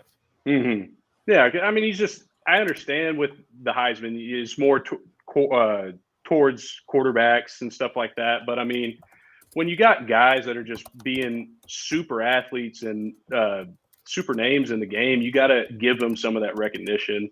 And I mean, obviously the university and our fans have done that, but it'd be nice to just get his a little national notoriety for him more than it already is. I agree with you, buddy. Hey, have a great weekend. We didn't even talk about the game because this just in, Tennessee's going to stomp you. Yeah. So, I mean, I've got it, I think I said 45-10. Potentially, don't hold me to it, but I think it's 45-10 that I believe is going to be the final score. Okay. So. Send that link to whatever media outlets cover the UTEP, and let's see if we can get it fired up and started because former Vol Ollie Lane's calling for a mega blowout. Yeah. And I think he said specifically those minors aren't even of age. That's a good one. Did you go do there? Yeah. Ollie Lane, it means a lot, man. We appreciate you, buddy. All right. Appreciate y'all. Thank you, Ollie. Ollie's appearance brought to you in part by our good friends at Work Trucks. Work Trucks is all about trucks. Trucks are actually available. Trucks that help you maximize your profits by having the right work vehicle. Now, time is money. The perfect work vehicle doesn't break down, has all the space to carry what you need. That's what Work Trucks is intent on offering, while other dealerships just can't do it. Contracting is about time. Work Trucks saves you time with less back and forth trips and trucks that pass the highest standards to be put to work. The process is also quick and easy when choosing a vehicle for work trucks. Cargo vans, utility bodies with an iPod work bodies installed, pickup trucks of all sizes, anything special like cranes or dump trucks. Work Truck supplies vehicles to people just like you and get you back on the road tomorrow. No dealership runarounds. If you're a contractor, you need to know Work Trucks, and that's a fact. Service industry, remember Work Trucks. Work Trucks carries the trucks that your business has to have. You need Work Trucks. Clinton Highway in Knoxville, downtown Birmingham for the entire inventory. You can go to Work Trucks with an X, LLC.com. Don't risk chancing your future and business on the wrong piece of equipment. Work Trucks, LLC.com. They'll find a perfect truck, outfit it, and make sure it fits your needs to a T. Work Trucks, proud supporters of the Tennessee Vols. Okay, so let me ask it this way. Caleb, and I want to get your answer after this. How many players, if you were building a team, would you select above Dylan Sampson? Let's say going into next year. How many of those guys would be that? Because I'm a big fan of, I'm a huge fan, actually, of, I guess the best way to put it is MVP when it comes to the Heisman vote. Stay tuned. The show represented by Banks & Jones, Tennessee's trial attorney, banksandjones.com.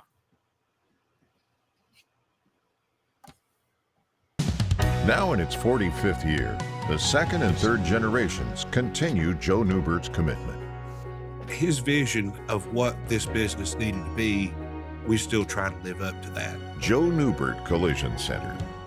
24 F-150 4x4 Super Crew, $46,997. 24 Ford Transit 250 Cargo Van, $50,950. 24 Ford Maverick XLT Hybrid, $28,929. Local you trust, power you can afford. Having been in the jewelry industry for a long time in the Knoxville community, I saw a need for a jeweler, a real jeweler. Our ability to do these designs has really been based on the customers bringing new things in and challenging us as a store. Our goal is not to tell anybody what they want. Our goal is to listen to what they want and then help them get there. Schedule your consultation today to get your special someone the perfect custom gift just in time for the holidays. Hi, Mike Davis here with City Heating and Air, reminding you to always dare to compare. Our team provides quality local heating and air service, installation, and maintenance across East Tennessee. We use only the best equipment like American Standard heating and air conditioning for your residential, new construction, or commercial needs. Honesty, dependability, and customer satisfaction have been the cornerstones of our business since 1961. City Heat and Air. Dare to compare. With our brand new location on Emory Road, Eye Care Optical is bringing East Tennessee's best eye care to your neighborhood. Doctors Johnston and Combs offer unmatched expertise and care without a trip to Knoxville. Eye Care Optical, now in Powell. Double D Piping provides full-service fire protection on any scale. From residential homes to government facilities, we can assist any customer through design, fabrication, installation, inspection, and demonstration of fire suppression systems. With 30 years of service across 5 states and a full staff with over 40 years experience, our quality can't be beaten. Don't get caught watching what you could have prevented. Call Double D Piping, the absolute best in fire prevention. The Dave Hooker Show, represented by Banks & Jones, Tennessee's trial attorney. Play to win, banksjones.com. Who's this guy? Hello, who is it? The Dave Hooker Show, Who? a presentation of Off the Hook Sports, What? YouTube, Apple, Spotify, and the free Off the Hook Sports app. Back to Dave Hooker. All right, diving into this right now. Welcome to the program. Please hit that thumbs up button. It helps us get to more people, and we greatly appreciate that. All right, digging into next topic, and that is Florida now a quality win for the Vols? Because you're looking for quality wins, and if you look at what Tennessee has done this year, Alabama is your quality win. There's no real argument about that. And after that, I guess it's Oklahoma, but Oklahoma's kind of falling apart. I believe Florida is a quality win because they found their quarterback. They've gotten better. Now, if the College Football Playoff Committee looked at every single game, they would realize that Florida was in flux at the time. But, Caleb, they don't look at every single game. I think we pointed that out. And I believe that Florida now will look like a quality win for Tennessee because Florida's already bowl eligible, correct? No, they just have to beat Florida State. Okay. So then they're bowl eligible. I believe that Florida will look like a quality win for the Vols, even though if they did their homework, it's probably not. Florida is okay. If they do their homework, Florida's a semi-quality win for the Vols, and here's why. But this would require the committee to actually watch football games, which they don't do because they're lazy and they are just stealing money doing what they're doing. But what I was going to say was that Florida's a quality win because DJ Lagway played half the game when Tennessee played him. DJ Lagway makes Florida a quality win because Florida is a top 25 caliber team when DJ Lagway is the starting quarterback. I don't know why detail-oriented Billy Napier thought Graham Mertz was better. Now, the reason they're only a semi-quality win for Tennessee is because DJ Lagway got knocked out in the game. I mean, Dave, I'll ask you, do you think Tennessee wins that game if DJ Lagway finishes it? Probably not. I think they were prepared for Graham Mertz, and DJ Lagway comes in and plays pretty good. And I think anytime you have a more mobile quarterback, it's tougher to adapt to within the game. Do you? No, I agree. It's much tougher. So I think that, and I'm with you on all this. So yeah, no, I think DJ Lagway makes Florida a quality win. And here's the thing about the committee, though. They're not going to pay attention to that. What they're going to pay attention to is if Florida ends up, say they beat Ole Miss and they beat Florida State, the committee is going to say, oh, since September the 21st, Florida won 7 games, 2 against ranked teams, and their 3 losses were to Tennessee, Georgia, and Texas, who are all college football playoff caliber teams, at which point they'll look like more of a quality win for the Vols. And you're right. It's because they don't do their research. Because, again, I guarantee you, Dave, if they study Florida and the type of quality win they should be, half the committee won't even know that Florida's alternated quarterbacks this year. I bet they don't even know who Graham Mertz is. I'm just going to say it. I don't think Ward Manuel knows who Graham Mertz is. I'm calling Athletic Director Ward Manuel out right now, the CFP chair. You don't know who Graham Mertz is, do you, Ward Manuel? You don't know who DJ Lagway is, do you? You have probably never watched one snap of them, despite the fact that they played 3 teams in contention for the college football playoff. Actually 4. They played Miami, and they're going to play a 5th on Saturday in Ole Miss. And I bet he has not watched them take one snap. I am that low on the committee, but Florida will look like a quality win if they finish 7-5. Here's how they break this down, Dave. They break down quality wins on just twofold, and I'm dead serious on this. Did you beat a college football playoff contender? And did you beat a team that made a bowl game? That's all they look at. They put no line between them. And I know they don't put any line between them. Not even a team that made a bowl game, a team that finished 500 or better. Ward Manuel counted Chattanooga as a team with a winning record that Tennessee beat and was like, that's a quality win. Okay, let's say Florida beats Florida State. All right? Mm-hmm. They're bowl eligible. Let's say Arkansas wins another game. They're bowl eligible. And we know Alabama is going to be bowl eligible. That's their best win. And Georgia is not going to look like a terrible loss in any shape, form, or fashion. So could Tennessee's resume go from looking pretty sketchy in October and early November to pretty good at the end of November? It could. Well, there's actually a couple more I just want to point out. So Go for it. Tennessee took a big hit. Kent State's on a roll, right? Oh my gosh. I don't want to be a coach who analyzes the field. I'm just a CEO, Kenny Burns. I'm going to make fun of him for the rest of time for saying that. No, but Tennessee did take a hit last night when NC State lost to Georgia Tech 30-29. Because that could have been a bowl team that they said they beat the brakes off, but NC State's 5-6 and they have to win at North Carolina next week to go to a bowl. They could. I don't think they will. So that's probably off. Oklahoma has to either beat Alabama this weekend or LSU next weekend. But you're right, Arkansas is going to a bowl. They're beating Louisiana Tech. Florida's probably beating Florida State. That's 2 more bowl teams on Tennessee's resume. And Vanderbilt's already bowl eligible. So the problem is all these teams we're talking about, they were like 6-6, as opposed to like, and then there's 2 teams Tennessee's played that have 9 wins or more, and that would be Georgia and Alabama, and they split with them going 1-1. Is that going to be enough? I don't know. Maybe it will. I do know that I do believe in the value of facing 6-6 teams week in and week out, though. And this is the difference I've always said with like a Boise State or somebody. And I don't know if you agree with me on this, Dave, but like it's one thing to get up one time in a season to beat a power conference team or an elite team. It's another thing to every single week you're playing a 500 team at the SEC level who just on the right day, just in the right environment could sneak up and beat you. And that has to factor in schedule strength too, doesn't it? I think you also have to factor in schedule strength in terms of a wearing effect, don't you? I mean, Tennessee has lost some key players like Keenan Pili. Their offensive tackles were hurt at the beginning of the year. I think playing in the SEC has to have a wearing effect. So if you have the same conference record and you have the same overall record as a team from the ACC or Big 12, for instance, Caleb, that's a significantly better record because the season weighs on you.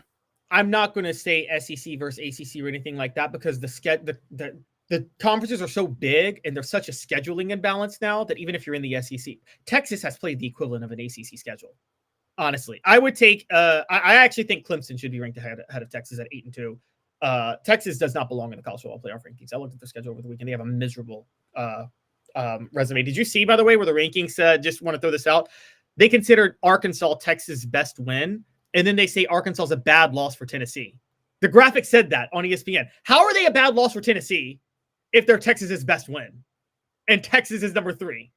Like that's embarrassing. The only thing I can think of is that you're looking at it with the eye contact or the eye test, because I do think Arkansas was a bad loss for Tennessee because they got out-coached, they got outplayed, and that shouldn't have happened. So to me, but that's moot because they don't look at the games. They don't. They're like not watching the games. Like if you said Texas's best win was Arkansas, and I said Tennessee's worst game was Arkansas, I would jive with that. I would be like, okay, Caleb's got a good point. I feel like I've got a good point. We watched all the games. But if they're just going by pulling up the SEC grid record, well, that's not happening. I mean, that's not going to prove true. No. And this is the thing. And so boiling this all down, yeah, Florida's going to look like a quality win because they will be a 6-win team. And by the way, if they beat Ole Miss this weekend, they'll look very much like a quality win, and that will be fresh in the committee's mind. And because let's be fair to Florida here, I don't know if you want to go into the weeds, and Dave, I don't know if they will, but let's be fair to Florida. If Florida finishes 6-6, that's really 9-3 if they're playing an average schedule, right? Florida's got the most miserable schedule in the history of mankind this year. Yeah. And so to go 6-6 with the schedule they've played is the equivalent of going 9-3 otherwise. I want to get some of these buyouts because there are a lot of coaches we had fired. Had Sam fired, Billy Napier fired, had Brian Kelly recently is on that list as well. But I'm not fired, hot seats. Well, I had Billy Napier fired before the year. I had Sam. Oh, you're saying coaches you had Sam fired. You had fired. Okay. Yeah. I see some of these buyouts make it darn near impossible. TriStarHatsCo.com. 60 seconds will tell you why these guys can't get fired, and you don't want Billy Napier to get fired. It's TriStar Hats Co. product. TriStar Hats Co. What's that? You know, those really cool hats, shirts, tumblers, and even license plates with 3 stars like the official Tennessee flag and stripes like the American flag. Pretty patriotic if you ask me. Ah, gotcha. Seen those. Those are cool. Where can I get them? Simple. TriStarHatsCo.com. And if you order now, there's 10% on any order $50 or more. Plus, use the promo code HOOKED. With the promo code HOOKED, you get 10% off. That's hooked. And don't forget free shipping with any order over $50. Stock up at TriStarHatsCo.com. That's TriStarHatsCo.com. There are plenty of wannabes out there, so make sure you go to TriStarHatsCo.com for the best quality and customer service. Will do, and I'll be sure to use the promo code HOOKED. That's hooked when I do to save an additional 10% off. TriStarHatsCo.com. TriStar Hats Co. is a trademark of TriStar Hats Co. LLC. Any use without express written consent is prohibited. Okay, this is news from USA Today, and I just want to point out this first one that is not going to get hired, right? Kirby Smart's are fired. Kirby Smart's not going to get fired at Georgia. But I'm just curious what you think his buyout might be, because I know what it is. $118 million. Yeah, it's insane. I mean, I know he's done everything to deserve it, and that's market value, and that's fair, and I'm cool with it. But that's just staggering to me that you have coaches that are still being able with their agents to put schools up against the wall. I don't know when that stops or when that comes back around. Maybe it never does. But I want to tell you this. There's going to be about $24 million that schools are going to have to pay. So we've already seen the University of Florida hint that they're not going to get rid of Billy Napier because of that, and they want to spend money in NIL. So, Caleb, there's some guys that just can't get fired. Now, there was a point in which Kalen DeBoer, I thought things might not go right. His buyout's $70 million, so obviously he's not going to get fired. This one to me feels just like the Jimbo Fisher deal. Mike Norvell at Florida State, $63 million buyout. Mike Norvell, that's not in the SEC, but I know, but I just want to throw that one out there. Okay, so then we get back to the SEC. Brian Kelly at LSU, his buyout is $61 million. If they even wanted to make a change, would they? I mean, we've said that before, and I've always had this argument. You can call, everybody has a big Jim Haslam, right? You can call that guy and you can get the money. And a lot of the times they're spread over time. So it's not like you have to stroke him a $61 million check. But with $24 million coming in and NIL revenue, I seriously don't think you can fiscally pull off a firing of a guy that has a buyout of over $40-50 million. And I want to get to some more in the SEC. So this is what sparked this story this morning, guys. I don't know if you guys saw, but 5-star quarterback Bryce Underwood, who had been committed to LSU for a long time, has officially flipped from LSU to Michigan, which kind of seems like he's going from one floundering program to another, funny enough. But it was a very odd move. And just for conspiracy theories real quick, Connor Stallions just 2 weeks ago took a job at the high school Bryce Underwood plays for. And all of a sudden he flips from LSU to Michigan. Just want to throw that out there. But it's a story of how much of a dumpster fire LSU is right now. It's a disaster down there, guys. We thought Florida was the disaster for the longest time. LSU is a way bigger disaster. And Brian Kelly has a buyout at $61.7 million. See, we talked about Billy Napier. He's way down. You can get to him, Dave. But Brian Kelly, his buyout is at 61.7. There were actually, I want to point this out, and this is why it's relevant. There were 2 flips on the recruiting trail this week from 2 of the top 5 buyouts you just mentioned, Dave, that are in the SEC. Because while LSU lost their star commitment to Michigan, Oklahoma lost Kevin Sperry, a 4-star elite prospect who flipped to Florida State. The reason that's relevant is Brent Venables has the 5th highest buyout in the SEC at $44 million. So you got 2 programs in Oklahoma and LSU right now that I would argue that I think you and I would both argue that Brian Kelly and Brent Venables would be in your top 3 of hot seat coaches right now, right? Or should be. Based and on I don't production. understand how some of these schools just get totally taken advantage of. I mean, because I don't think anybody's calling for Steve Sarkisian's job, but his is $55 million. That seems reasonable as long as he's off the sauce and considering what he's done to this point. I mean, that seems like a reasonable. And if he's on the sauce, they can probably fire him for cause. Well, that's true. And then, okay, a couple more that are outside the SEC. I want to just throw at you. James Franklin, $56 million, and Dabo Swinney, $60 million. Now, I know Dabo Swinney has a couple of championships, but he hasn't in a while. So why, at what point did you not use some leverage to be able to get that a little bit lower? Well, if Kentucky could give John Calipari a lifetime contract for 1 national championship, I think Clemson should give Dabo Swinney a lifetime contract for 2. Dabo Swinney has done for Clemson something more impressive than what Bobby Bowden did at Florida State. Dabo Swinney should have a statue built for him. He should have the field named after him. He should be a god at Clemson forever because he did the impossible there. He is greater. He means more to Clemson than even General Nealon should to Tennessee. Okay, he is Clemson at that point. He won 2 national titles at Clemson. So he deserves the buyout that you give him. Yeah, Brent Venables at $44 million, as you mentioned. Mark Stoops at $44 million.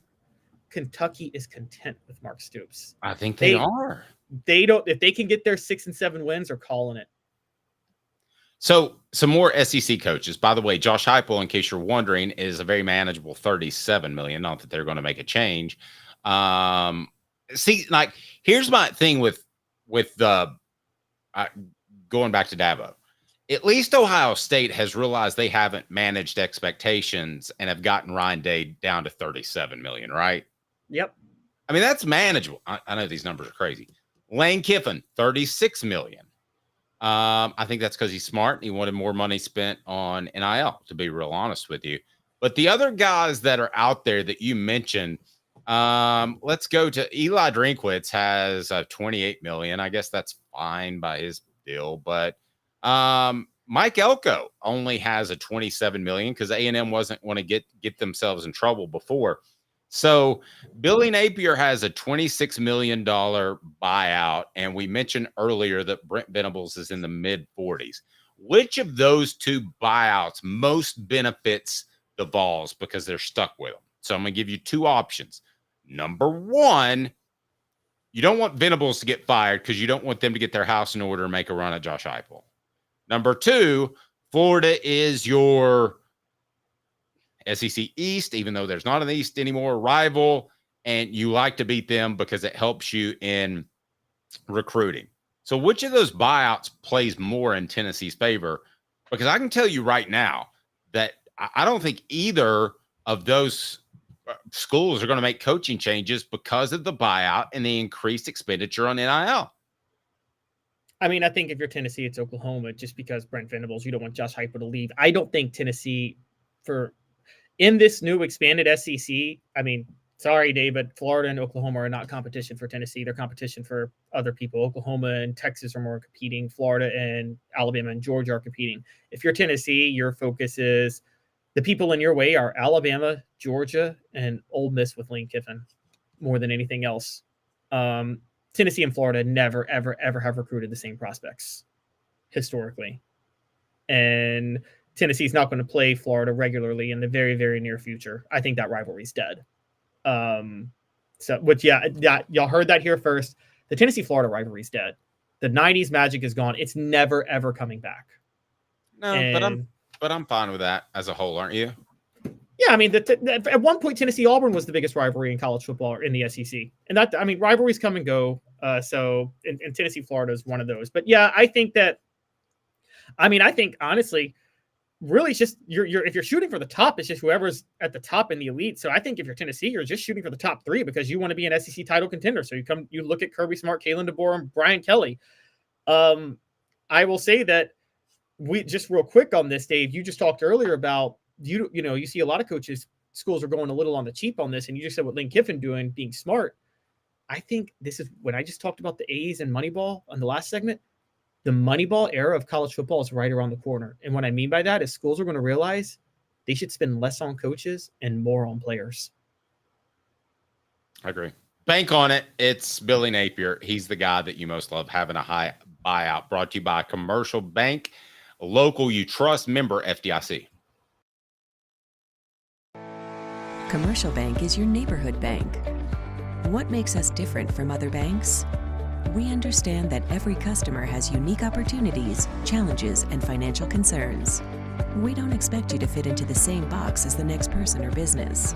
Whether it's purchasing a home, saving for your child's future, or planning for your next vacation, we're with you every step of the way to navigate life's big decisions. Commercial Bank. Life made better. All right, it's time for some Caleb picks. He's been red hot last week. Brought to you by Campbell, Cunningham, Taylor, and Hahn. Look at me. No contacts, no glasses. LASIK vision correction. To visit ccteyes.com. The information you need is easy to access, and setting an appointment is as simple as clicking the tab. Doctors Campbell, Cunningham, Taylor, and Hahn, and Eye Care Optical at ccteyes.com. Simply the best. Give me some picks, Caleb Calhoun. What do you got? Well, congratulations to college football. After these mega conferences had scheduling imbalances with no top 25 games for weeks, we finally get a slate that's pretty impressive for the second to last week of the year. Yeah, this regular season's been so much better, guys. Okay, so agenda driven. I'm just bringing facts. If facts fit my agenda, that's not my fault. Okay, You're so playing a lot of facts that don't fit your agenda, which, for instance, would be the Georgia-Alabama game, the highest viewed television. And also, as a commenter pointed out yesterday, Dave, the Vanderbilt-Alabama game is one of the greatest upsets in football history and is already forgotten because Alabama's going to the playoff anyway. So nobody cares that it happened. It's going in the dustbin of history, and it shouldn't. You're not allowed to comment, by the way, if you disagree with me. So you only comment when I'm just joking. All right, Caleb, what do we got? Picks. All right, so going to do our standard ones first. I am going to say that Indiana and Ohio State, that's the big one everybody's talking about. And Dave, I got a conspiracy theory here, and you can just push me on this, but I think Indiana plus 10.5 at Ohio State and the over 52.5. Tennessee fans don't want to see that, but I got to be honest with you. I think that Ohio State's going to get a big lead, and then they're going to say, you know what? We're going to let them score a lot. No. Let them get into the playoff, and then the over hits, and then just so Indiana can look good. It's going to happen. It's a 40-point hammering. You can bank on that. Brought to you by Commercial Bank. Who's next? Real quick, also, someone said that Indiana should forfeit on purpose because then they technically lose the game 1-0, and the committee's so stupid and doesn't watch the games, they would think Indiana only lost by 1 to Ohio State. It's insane to say that's not a terrible idea. What's next? All right, so up next is Ole Miss at Florida. I'm sorry, guys, but because this is a noon game, Ole Miss is covering at Florida. More bad news for Tennessee. It's Ole Miss minus 12.5, under 55.5. If you've ever been to Gainesville at noon, those fans are lazy, lethargic, and hungover, and they are terrible, boring fans at noon in Gainesville. So Ole Miss is going to basically be playing in a quiet environment, and they're going to torch Florida because of it. Okay, who's next?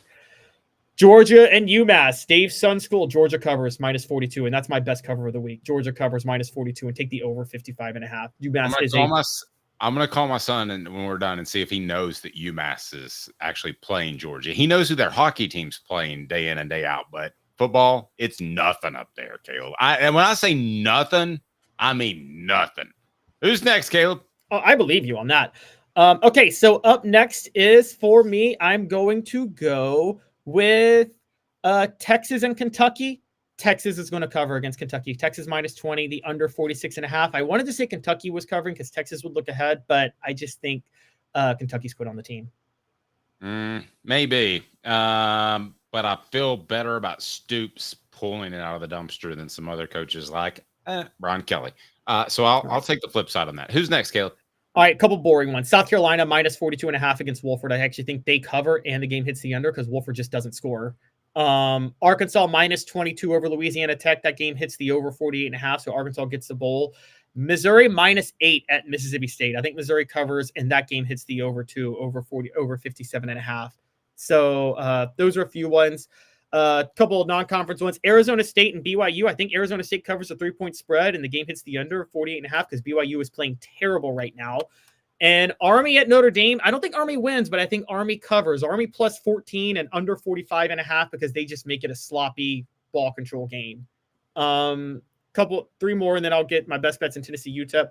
Oklahoma and Alabama. Oklahoma's at home. They cover 13.5. They don't win, but they don't lose by 13.5. Take the under 46.5. Texas A&M covers the 2.5 point spread at Auburn, and that game take the under 46.5. LSU covers the 7.5 against Vanderbilt and take the over 53.5. That's because that game is at LSU. Do you disagree with me on any of those? I don't. I'm good with you on those. Although I will say this, I think there will be a mayhem game. I don't know if it's I got Army the Notre Dame, or I don't know if it's Florida or Ole Miss. I think there will be one. I just don't have a good feel for which one it is. All right, so cop out by Dave. Go ahead. My best bets. All right, so my spread, Georgia's the best on the spread to cover at 42 because UMass is bad. I got Virginia plus 10 at home against SMU. Virginia's getting better. They're at home. SMU's jockeying so hard for the playoff. Virginia's going to cover. They're not going to lose by 10. Miami and Wake, points. Cam Ward's a Heisman contender, and Wake Forest has the defense outside of the top 100. So that game is going to hit the over, Dave, easily. Take the over on that. It's like over 66.5. That game gets into the 80s. And now I'm going to give you my Tennessee pick because that's my best under of the week. UTEP, Tennessee, that game hits the under 52.5, and UTEP covers the 40.5 point spreads because Scotty Walden is going to throw some stuff at Tennessee. Give me your thoughts before I get to my super dog. I think Tennessee hammers UTEP because of what happened last week. I think they're focused. I think that Josh Heupel has said style points matter when they probably really don't. So I think he's got their attention. So you think he wins by 40.5? You think he covers 40.5 points? 65-6. All right. I saw Austin Peay last year when Scotty Walden was at Austin Peay, and it was only 30-13. So that's all I'm going to say. Now he's at a better school. All right. Lastly, my super dog of the week, and this is going to be the one that helps Tennessee get into the playoff, Dave, because nobody's talking about it. Guys, Minnesota's upsetting Penn State this week. That's my super dog. That would not surprise me. Penn State has another loss in them. I don't have their entire schedule, but I will actually roll with you on that one. Yeah, Penn State's going to Minnesota. Minnesota has been secretly they're 6-4. They're kind of a quiet, dangerous team. And with nobody talking about it, I just think Minnesota pulls this one out. Okay. He's Caleb Calhoun. I'm Dave Hooker, the show represented by Banks & Jones, Tennessee's trial attorney, banksandjones.com. Don't forget, after the program, Last Look brought to you by Drs. Campbell, Cunningham, Taylor, and Hahn. For Caleb Calhoun, I'm Dave Hooker. This has been a presentation